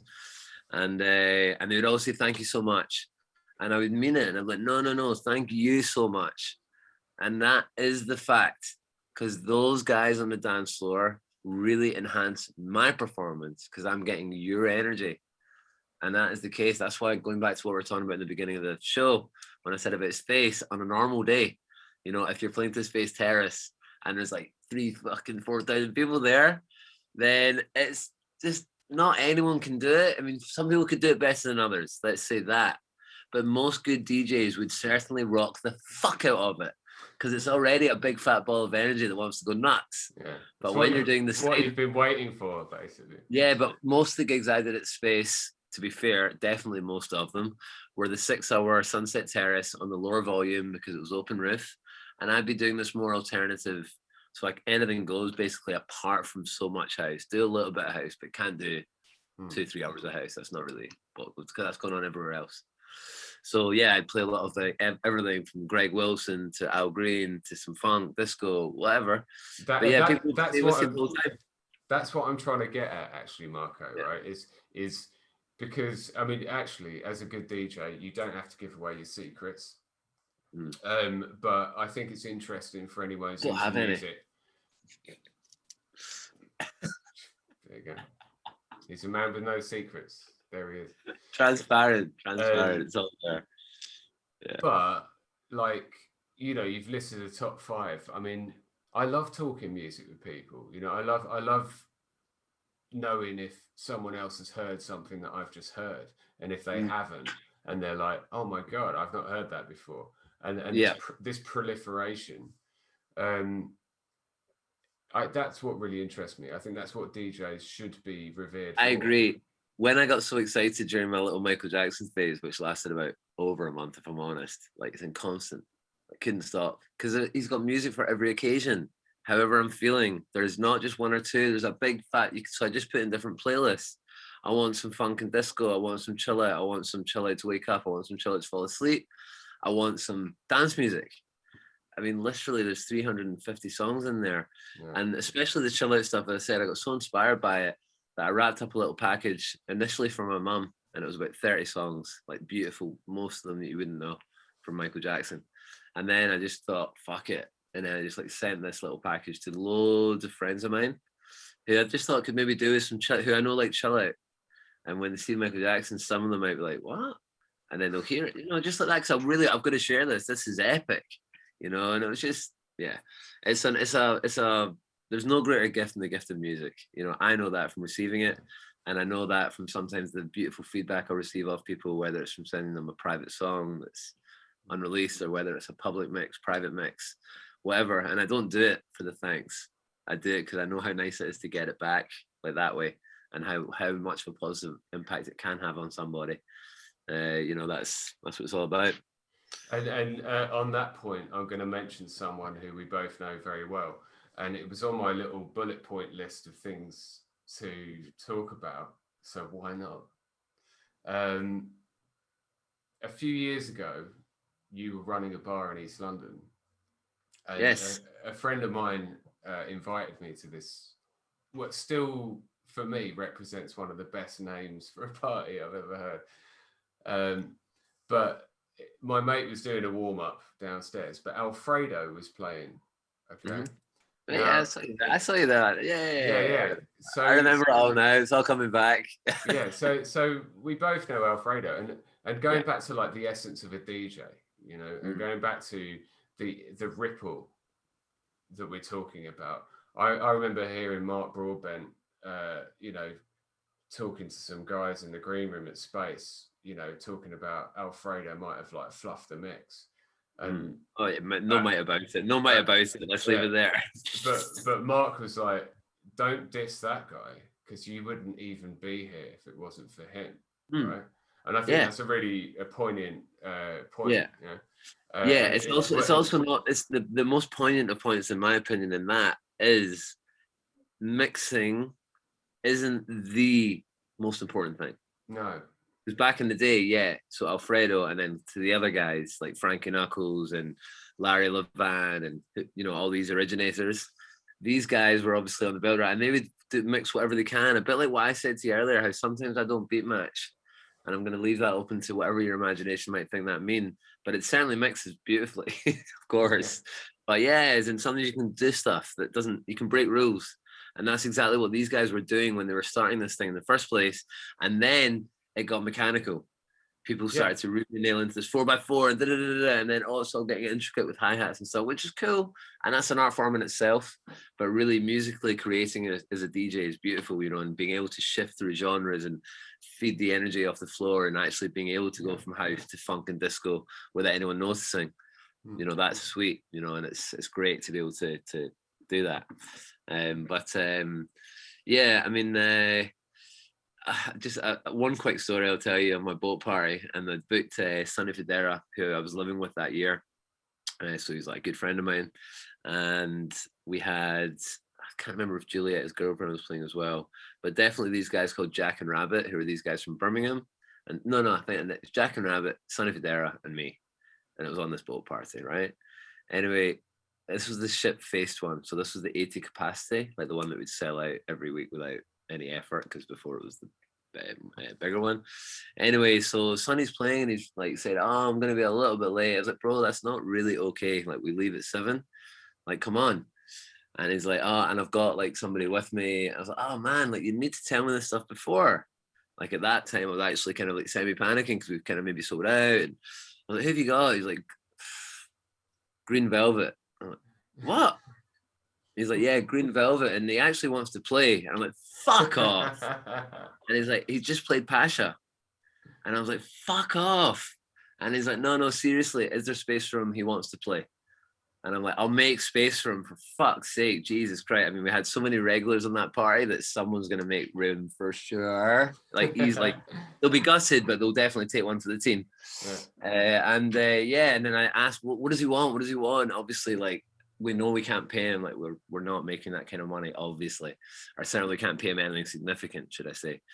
And he's like, he's just happy with like a bit of white wine. And okay, so we get him like at 7 a.m, whatever half decent shite white wine we can get from Whips at that point. And away we go on this boat party. Anyway, the reason I'm talking about this is it was a lovely party. I was always kicking off these parties and finishing them. That's it. You know, I learned that through experience, where occasionally you have a guest and it might go ski with. If you start and finish a party well, that's all they remember. So especially at that time in the morning. Anyway, Green Velvet wasn't that case. He was absolutely amazing and everyone was loving it.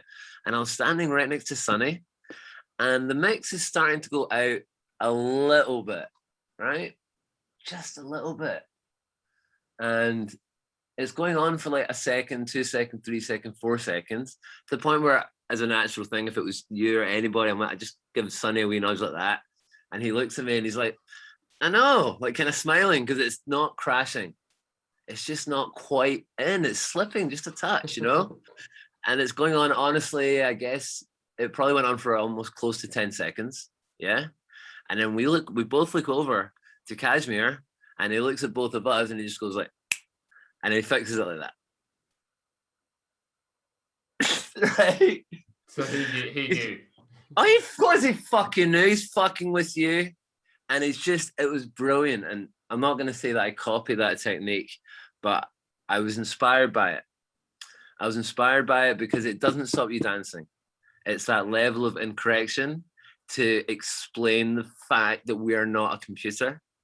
There's a human DJing at the moment, and I have the right to do there if I want. It's like, but that's not quite right. And he's like, I know.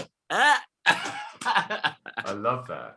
I loved it, man. It was a real moment, and I hadn't thought about it in a long time. Can't remember what inspired me to think about that right now, but yeah, it was Alfredo.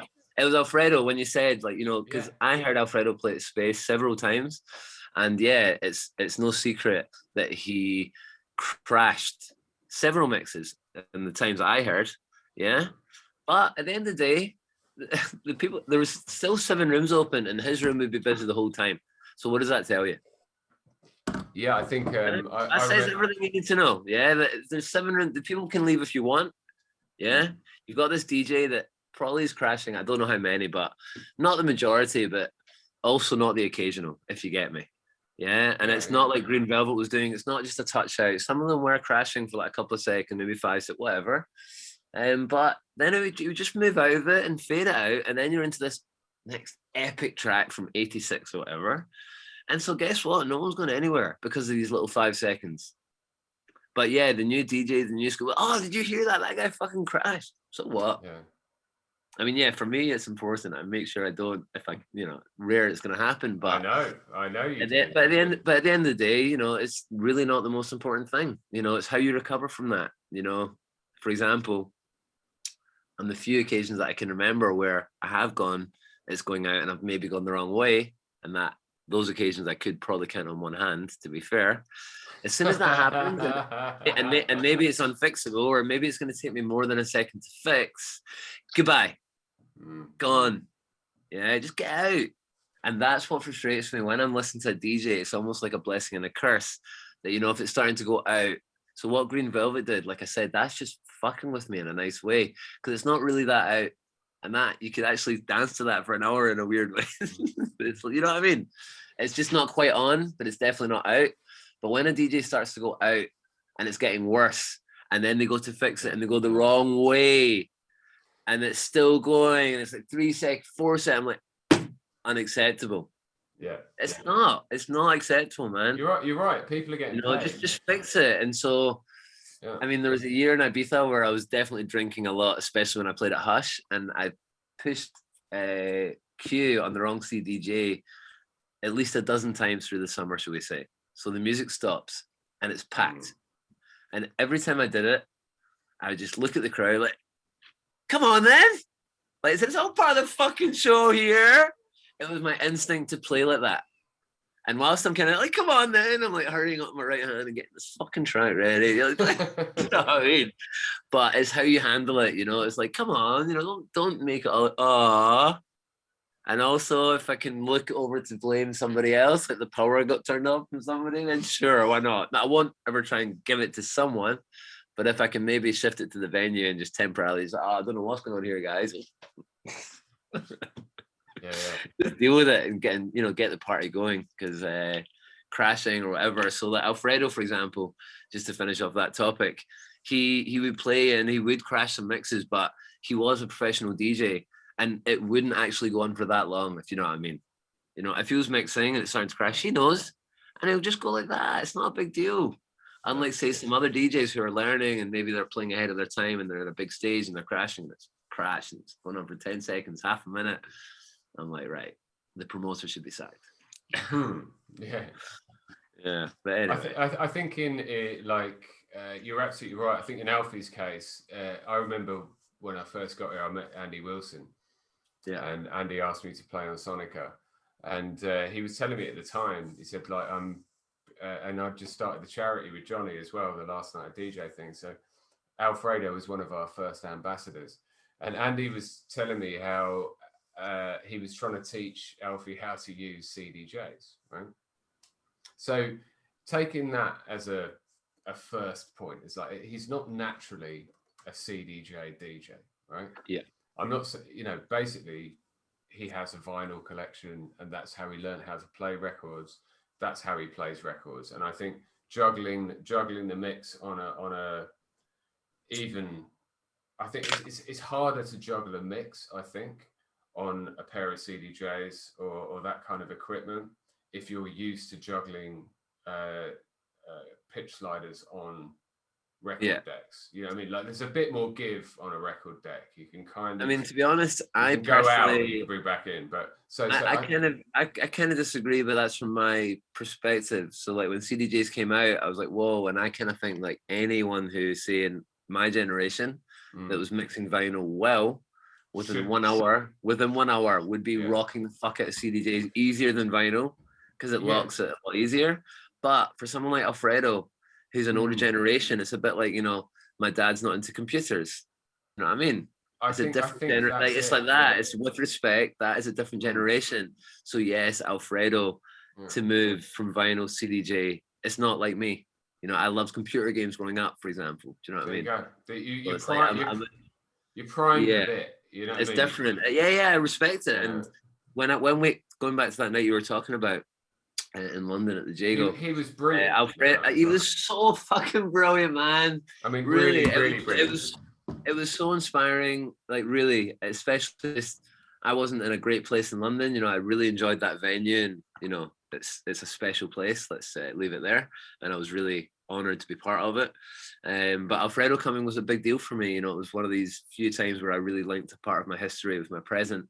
And it wasn't actually me. It wasn't me that booked Alfredo. It was through an external promoter.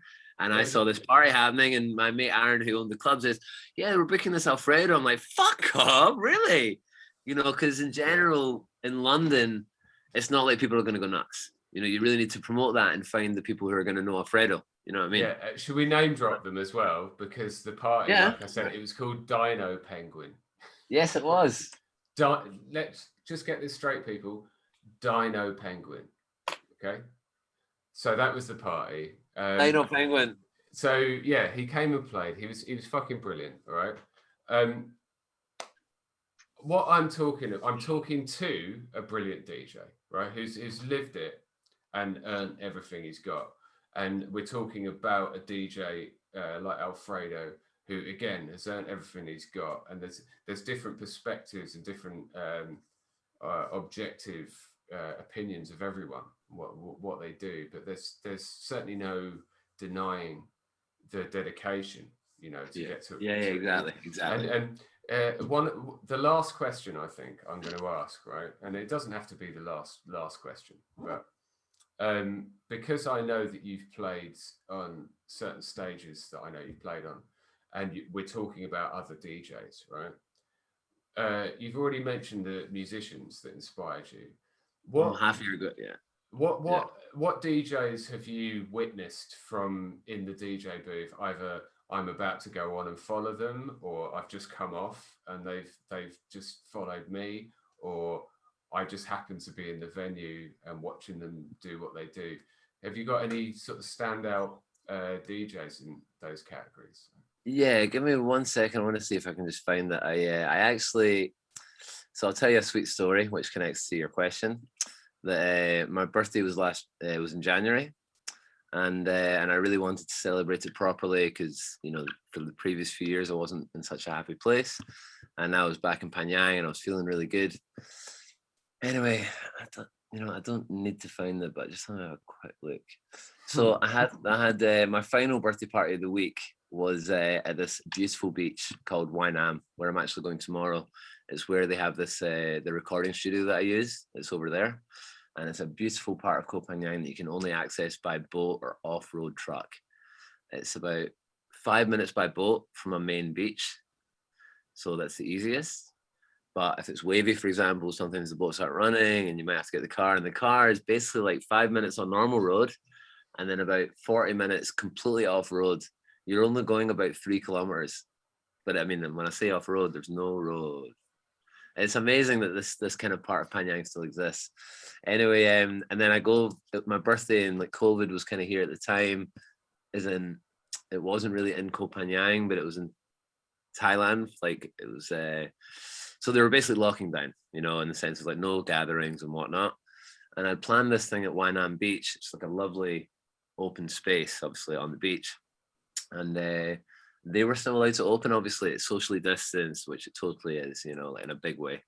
And I met the guys before the party, and I said, "Look, I'm going into the studio for a couple of days. I just want to make sure if everything's going to be okay, because I respect Thailand and I can feel the Thais are a little bit worried. I don't want to be disrespectful. What are we allowed to do on Sunday in terms of DJing and music and whatnot?"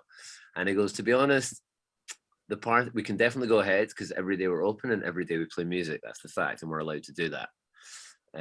He goes, "Just the DJ. We can't have the DJ in the normal place. We need to maybe hide the DJ." And I was like, "Hide the DJ?" And he goes, "Yeah, because it's such a remote part of the island that the chance of like say somebody coming over like to look is very low. Yeah. But if some Thai officials from outside Koh Phangan came over, which is possible, and there was a DJ, that would suggest that there's a party. Yeah, and so that's not okay." So I was like, okay, so fuck hiding the DJ. I said, hypothetically, if I was to play music through my laptop all day, would that be okay? He goes, "Marco, if you do it like this, then for sure there's no problem." I was like, well, then for sure that's the way we're going. It's my birthday and we're not having a problem. We don't need a DJ. So this is 2 days before, and I'm getting excited about, I've made, particularly the last year, I've made so many of my favorite all-time mixes I've made this year. Right. It's cementing the point of what I was telling you earlier that I really mentioned earlier. That's really nice as well.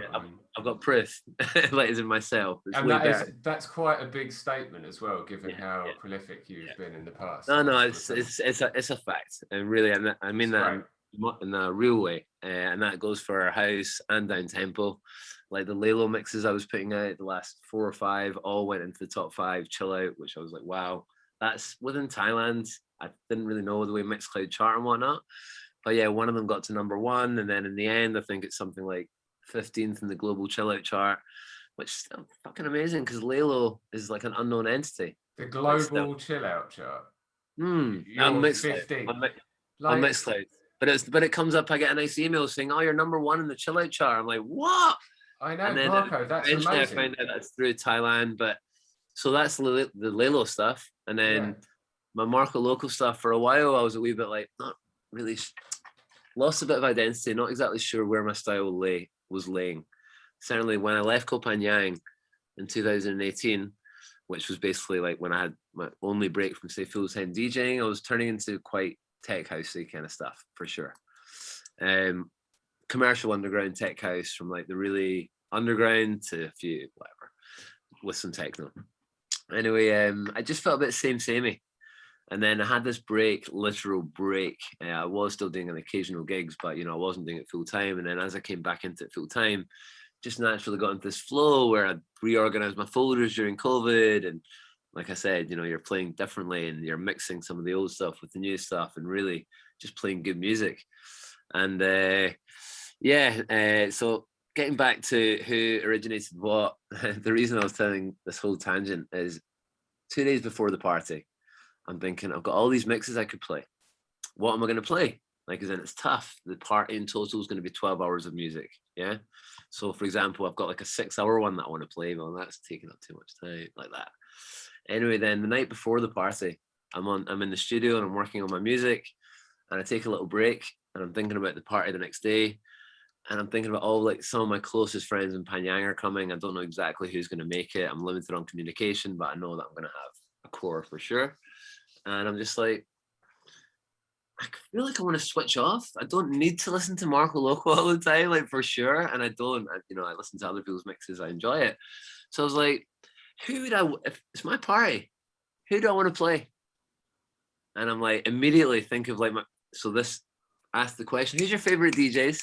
Yeah. Like that. And immediately it's like Ed, my brother, my older brother, he got me into DJing. Number one, whatever, or definitely the top three. Let's not put them in numerical order, but top three or top five. Ed, my brother. And it's like Ronnie Kush, one of my best, if not one of my best brothers who lives in Koh Phangan. He's an incredibly awesome DJ. Yusef. Yeah. And then there's another guy, David Chong, who's another DJ that lives here.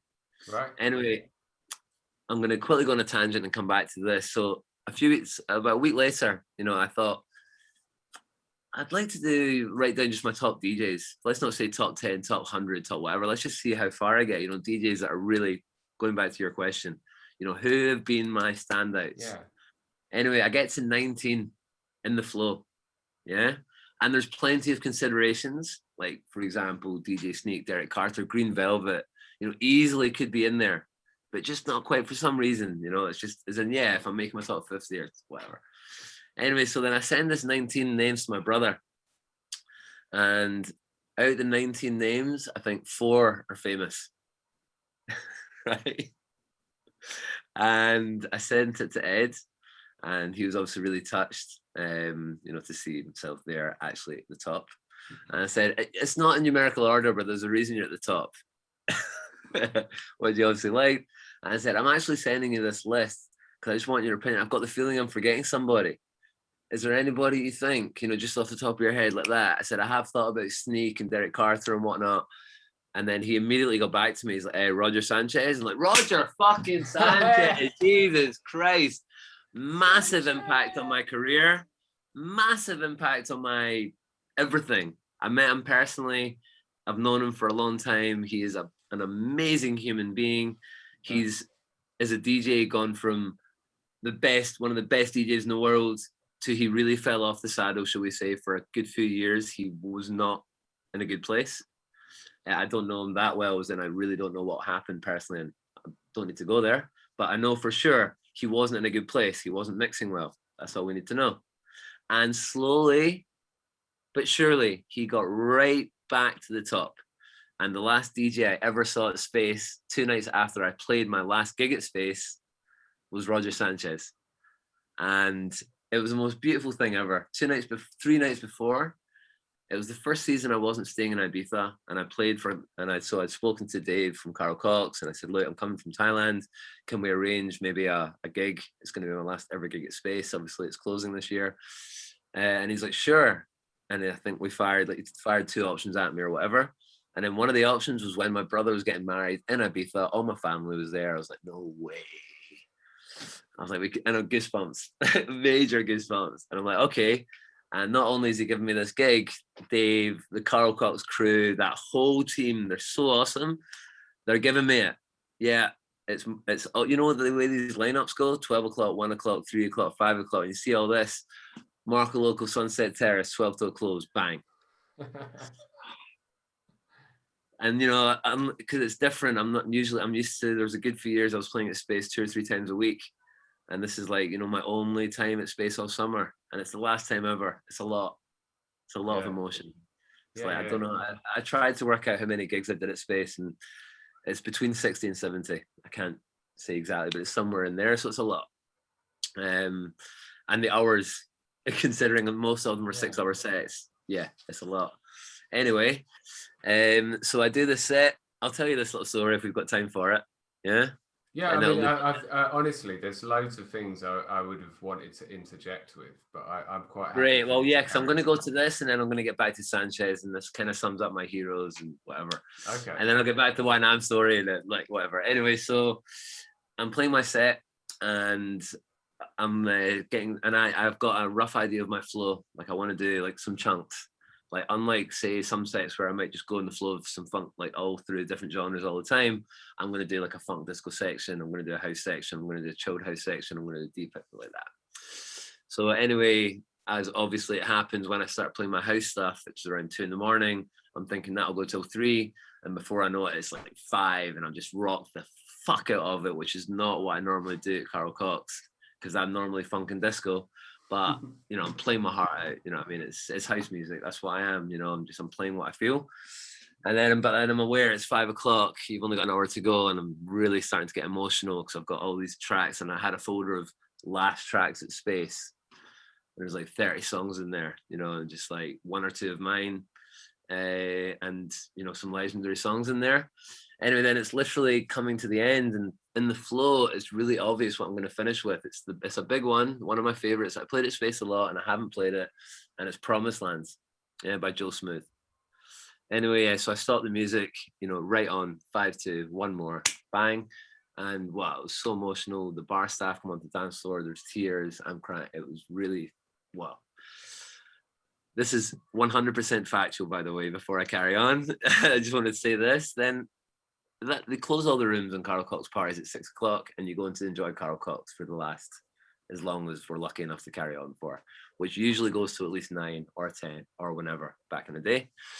Anyway, it's Nick Fanciulli and Carl Cox back to back in the main room. And so I said, all rooms closed. And so I'm in there with, I don't know how many of my mates, 10, 20 or so, plus God knows how many people I know from the dance floor, that I've just played to, just seeing faces and whatnot. And it gets to, I think, 9, 10 o'clock, whatever, and they stop the music, and it's been great. It was a lot more housey than the normal Carl Cox, because Nick Fanciulli's there, so it's more that he's adding that flavor. And they stop, and it's like one more tune, and of course everyone went, one more tune. What did they play? Fucking Promised Land. Impossible for him to know that I did that, obviously, because he would have been playing at the time. Just fucking hell. Do you think you made the right choice? The big man just fucking finished with the same tune as you 3 hours later on your last ever gig in Space. Goodbye. You did well. You definitely did the right thing. Goosebumps. And if that gives me goosebumps, moving on to Sanchez, 3 nights later, I was supposed to leave Ibiza on the Saturday. I was really emotional. I did the season before to really give Ibiza one more chance. I was already starting to become attached to Copenhagen, and I was feeling that I'm done with Ibiza because all my favorite stuff was ending and all the new stuff wasn't resonating. Let's sum it up there. But in this last season, I'm getting into Pikes. I got a little bit into Sankey's, Ocean Beach, everywhere on my list. Cafe Del Mar, which was the main one that I really, really, really wanted always. I love it. And I was in Cafe Del Mar once a week. And basically, I kind of got everything that I got on my list. And the season finished, and I'm like, I'm proud, but that was fucking shite, and I'm goodbye. And with respect, I mean shite in terms of like my Ibiza is gone. Because before that little lineup, I said, I don't mean any disrespect. I really enjoyed all those gigs. I really did. At Pikes especially. I mean, all those gigs were great. But I'm talking about before, when I was doing Salinas Beats, Hush, SVV, Shipwrecked, Space. It's a different thing. Let's just put it that way. And I'm done with it, or certainly it wasn't. None of the new things were like that. So anyway, I'm leaving, and the night before, I think it was Glitterbox at Space, I'm pretty sure. And Roger Sanchez is headlining on the terrace, not my terrace, the main terrace. Anyway, for a second, I was like, I don't know if I'll go. And then I was like, wow. It's like not just one of my favorite DJs, someone that I'm blessed to call a friend, a legend at Space. You've got a chance to go one more time. Of course. Okay, I'm going. So I go, and I'm pretty sure, if I recall, I didn't even go with anybody. It's like, you don't need to go with anybody. You'll see everyone there, or whoever's there is there. I know what that's like. I know. Yeah, for sure. And Copenhagen's the same, by the way. It's the same in that respect. I don't need to call anybody. I'll just go to whatever party I'll go to, and I know that I'm going to see some good people. Anyway, so I go, and I can't remember who was playing before, but then there's a bit of commotion. I'm in the little bit next to the main DJ booth, it's not quite VIP, whatever it is, next to the DJ booth in the main terrace, and Sanchez is coming in.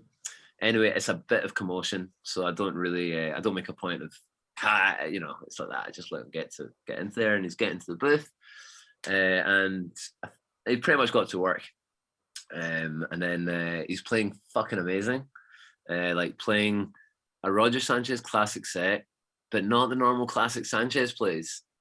My kind of classics. I swear, man. Like Kings of Tomorrow, finally. Like, I know Sanchez does play that sometimes, but not all the time. And Bad Habit, I don't think Sanchez plays that very often. It was really, really Believe, Minister to La Funk. It's All Good, The Mob, like the Eric Murillo. You know, he really jazzed it up. Like, he really went down my house without, you know, like that. And then at the end of the set, I was really emotional. I actually had to go to the toilet to get hold of myself at one point. It's like, this is just too much. And I was sober, by the way. I have to add, I wasn't on anything on this occasion for sure. Nothing needed on this occasion. It was enough to deal with. Jesus Christ. Anyway, then it was really just so special as well, because I really, as much as I don't, Sanchez isn't a close friend of mine, he's definitely someone I've got a lot of respect and care for. And so when he went through this rough patch, I really cared. Do you know what I mean? I felt bad. You know, I wasn't close enough to help or suggest. He wasn't my bro, you know what I mean? Like that. He's someone I'd always talk to and say hi and have a little conversation with. But I wasn't comfortable. We weren't there, you know? So it was not Sean Hughes. You know, I can't say, it's not like that. You know what I mean? I could definitely have a word with Sean. Sean, you drunk too much, you know.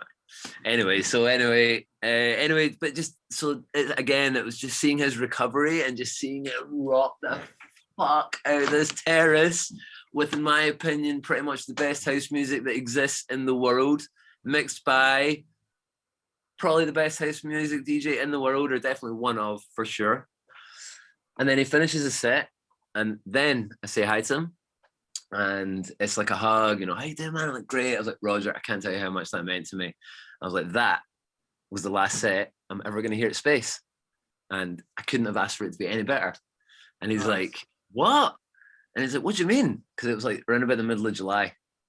And he's like, what do you mean? Like, you played like, you know, I said, yeah, I played. That was my last gig.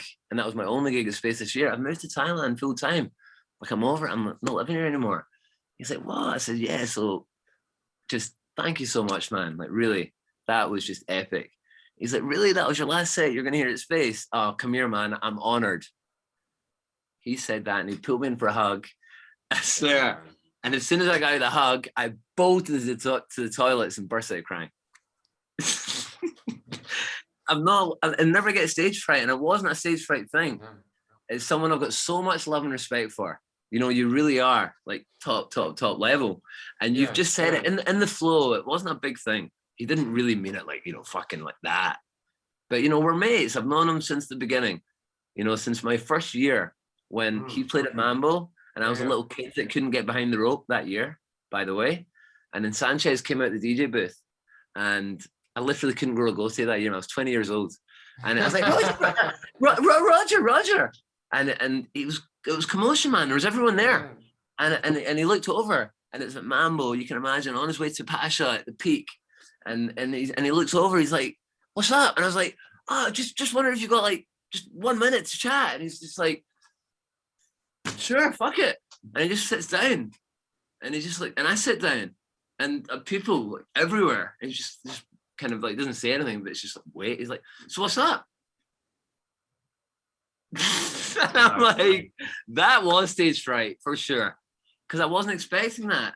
Well, do you know what, right? It was my first year in Ibiza, and I was not expecting you to say to fucking stop for me when you're surrounded by women and fucking important people at Mambo, and I can't get in the rope that year, with respect, because I didn't know anyone. And Roger Sanchez, I said, sure, what's up? And when he said, what's up, like I kind of got my tongue stuck a little bit. I was like, so I can't remember word for word, obviously, but it was something along the lines of, so how are you? You know, I don't fucking know. I don't know what to say. Right now. I didn't have a fucking next plan. I just wanted to say, have you got a minute? I don't know what the fuck for. I just wanted to chat. I don't know. How are you? He's like, I'm good. How are you? What's your name? Marco. I didn't say what's your name. I was like, what's your name, Marco? Yeah, I'm DJing here for first year. And I really can't remember what I said, but it would have been like a little kid, you know, in a nice way, with respect. And then I saw him the next year at Mambo, and at that point I was resident at Savannah, so I can get in the rope quite easily now, you know, and he was DJing and I'd be there when he arrived. And he's like, Marco, how you doing? Wow, we remember my name from that one time last year. Noted. That's fucking cool. And then slowly, you know, then eventually 7 years later, he gets to resident Space on the same night that I'd already been resident for a few years at Space. Ibiza calling on a Monday. Roger Sanchez is joining the party. I'm like, fuck yes. So then we started to connect a bit more, and he'd come in to hear my sets sometimes and vice versa. But yeah, man, hearing that from a legend, I'm like, thanks so much. And it was the most perfect set ever, thinking I'm done with Space and like in a good way. Like I couldn't ask for more for my final set, and I've closed it. And then Nick Fanciulli and Carol Cox finishing on Promised Land, like goodbye, it's enough. But you can have an encore from Roger Sanchez if you want. Obviously, let's take it. And then just that conversation, I'll really never forget it, man. Him saying just gently, "Oh, really? Oh, I'm honored." And like I said, I know the way he meant it. He didn't mean it in the way that I took it, obviously, but it's massive. It's just a little bit of just a smidge of recognition that he knows who I am. Do you know what I mean? And he respects the fact that I really respect the fact that's my last set of Space, if you know what I mean. Yeah. So I think that at that moment, what you got, Marco, was, and like you mentioned, like the first time you met him and he sits down, like you got recognition from a hero. You know what I mean? Like they always say it's a bit dangerous to meet your heroes, but what you noticed, and I think that is definitely consistent with my experience of meeting my DJ heroes, is they're kind of like I would be, if you know what I mean. Like there's this they've shown you the way, camaraderie. They've shown you the way. And do you know what as well? Like I'm so glad you mentioned Roger Sanchez, because not only do I completely agree with you, I think that he wipes the floor clean with a lot of other house DJs. But I like the way you phrased that. Yeah, he wipes the floor clean. Sorry. I didn't realise I was pronouncing it like that. But it was brilliant. It was perfect. I also, when Roger wanted Wi-Fi in his pool room and his studio, I was the technician that was sent in to set up his Wi-Fi in Ibiza. Yeah, that's awesome. I met him and his family at that point. I was just like, I absolutely agree. Like, it was just such a lovely, genuine, he's like down to earth person. You could use all the cliches. And since then, one of my best friends, and I'm gonna actually, this is a great link actually. One of the next Nothing to Gain podcasts is going to be with a guy called Alex Kenning, who's like kind of producer name is Lex Luca, and Alex has been producing Roger Sanchez's radio show for about 5 or 6 years. So Alex has done his radio show and Judge Jules and various other people as well. But suffice to say, Roger, if you're ever watching this, like obviously Marco's and myself are big fans. You're a great DJ. And it's nice to hear from, someone like Roger Sanchez, Strictly Rhythm, early days, and the SS, and this kind of attitude towards house music. I think it's an attitude. It's an attitude that became something that could be capitalized on and then became a commercial, a commodity. But someone like Roger was there before, and I'm so glad he will be there after as well. 100%. And something really beautiful that I just want to reiterate that you kind of said that when you meet like your heroes, for example. First of all, like I said, I'm not really a stage frighter. I don't really look at it like you're meeting a hero. Like, we're all on the same level as far as I'm concerned. That is the fact. And anyone who believes otherwise, well, they're wrong. It's like that, So sometimes you do meet some of these DJs for sure that they have got the ego. Of course, I've met loads of them, and I'm sure you have too. Yeah. And then you meet somebody like Roger Sanchez, and then you put it like, and they're just like how you would be. And then I kind of said, and this is just what I want to reiterate because it's thinking out loud. I was like, yeah, because they showed us the way to be. Right. That little Roger Sanchez moment, has probably been a big reason, without knowing it, that every single fucking time I see anybody, whether it's when I'm DJing, and don't get me wrong, let's not kid anyone watching. I'm not a fucking big world famous superstar. It's not like I go to shops and I get mobbed. But there's been times in my career in Ibiza, for example, say when I was doing Shipwrecked and I'm doing Space, where then, like when I was walking down the street, then it would be common that I would say, oh, can I get a quick picture or whatever? And definitely no problem at any time, or anytime someone comes up during my set for a chat, any time. And I think that, like you say, it's in my nature anyway. I'm not a cunt, right? I'll appreciate, you know, your time, but something like the way Roger Sanchez, you know, the way he is, and I could chat about Youssef for an hour. You know, I don't even know him that well, but in the few what do we call it? The way he's handled himself, and when I booked him, and I booked him for 2 completely different parties. One was a boat party that I did in Ibiza on a tight budget, and one was a very big party that I did in Koh Phangan, and it was a last minute booking because our main DJ like cancelled, and it was like 29th of December. And on both occasions, just like Youssef, just pure class with the banter and with the professionalism and with the fucking tunes and the mixing and just the everything. Just fantastic. Proper DJ. And they, you know, like I said, another DJ that I just want to mention as well is Eric Murillo. Like when I started DJing, it wasn't Roger Sanchez. He wasn't my originator. My originator was Eric Murillo. That was who I was listening to and who I was fascinated by, and who, when I was a bedroom DJ for my first year before I went out the house, I would constantly listen to Eric Murillo mixes on 3 decks and be like, I'm not leaving the house until I can do that. And I literally could do most of the stuff that Eric Murillo could do on the mixes. And then it was like, well, can you do that in front of a crowd? And then, But yeah, so Eric Murillo, just wanted to give him a quick shout out of respect because, definitely a massive inspiration for me when I was starting DJing. But yeah. Okay, these listen, guys Marco, I'm gonna pause this there. Right? Sure. I've got a bit of time constraint on. We can call it, man. We can call it. I think you've got more than enough to work with, bro. You can edit. Definitely. Look, I mean, hopefully, you know, at some point in the future, we might do this again. I think this has been a really interesting conversation. It's not been driven by me in any way. It's been really. I've tried not to overtalk. No, it's been all right. But I want you to. Okay. I think it's important that anyone watching this recognizes that they're listening to someone who's lived and breathed DJing and collecting music and archiving music. It's got some really important comments to make, and I think it's a great point to finish on about we learn from the people that we've looked up to in the past and their behavior, and forgiveness is a lot to do with that, the chaos that we get into, but we do it for one reason, and that's because we love music and we love playing at dance floors. And Marco, honestly, it's been an absolute pleasure talking to you. I've been on the dance floor so many times watching you thinking, that's Marco, and look at him do that. It's just fucking brilliant to see, man. Thanks, man. It's really, honestly, you said a lot of really beautiful things, man, and I've appreciated everything that you said, really. Cool. Long may it continue, man. No matter what's going to happen, the music continues, that's for sure. Great. Yeah. All right, fella. Big love, bro. Have a nice evening, yeah. You too, man. Take it easy. Cheers, man. All the best, bro. Bye.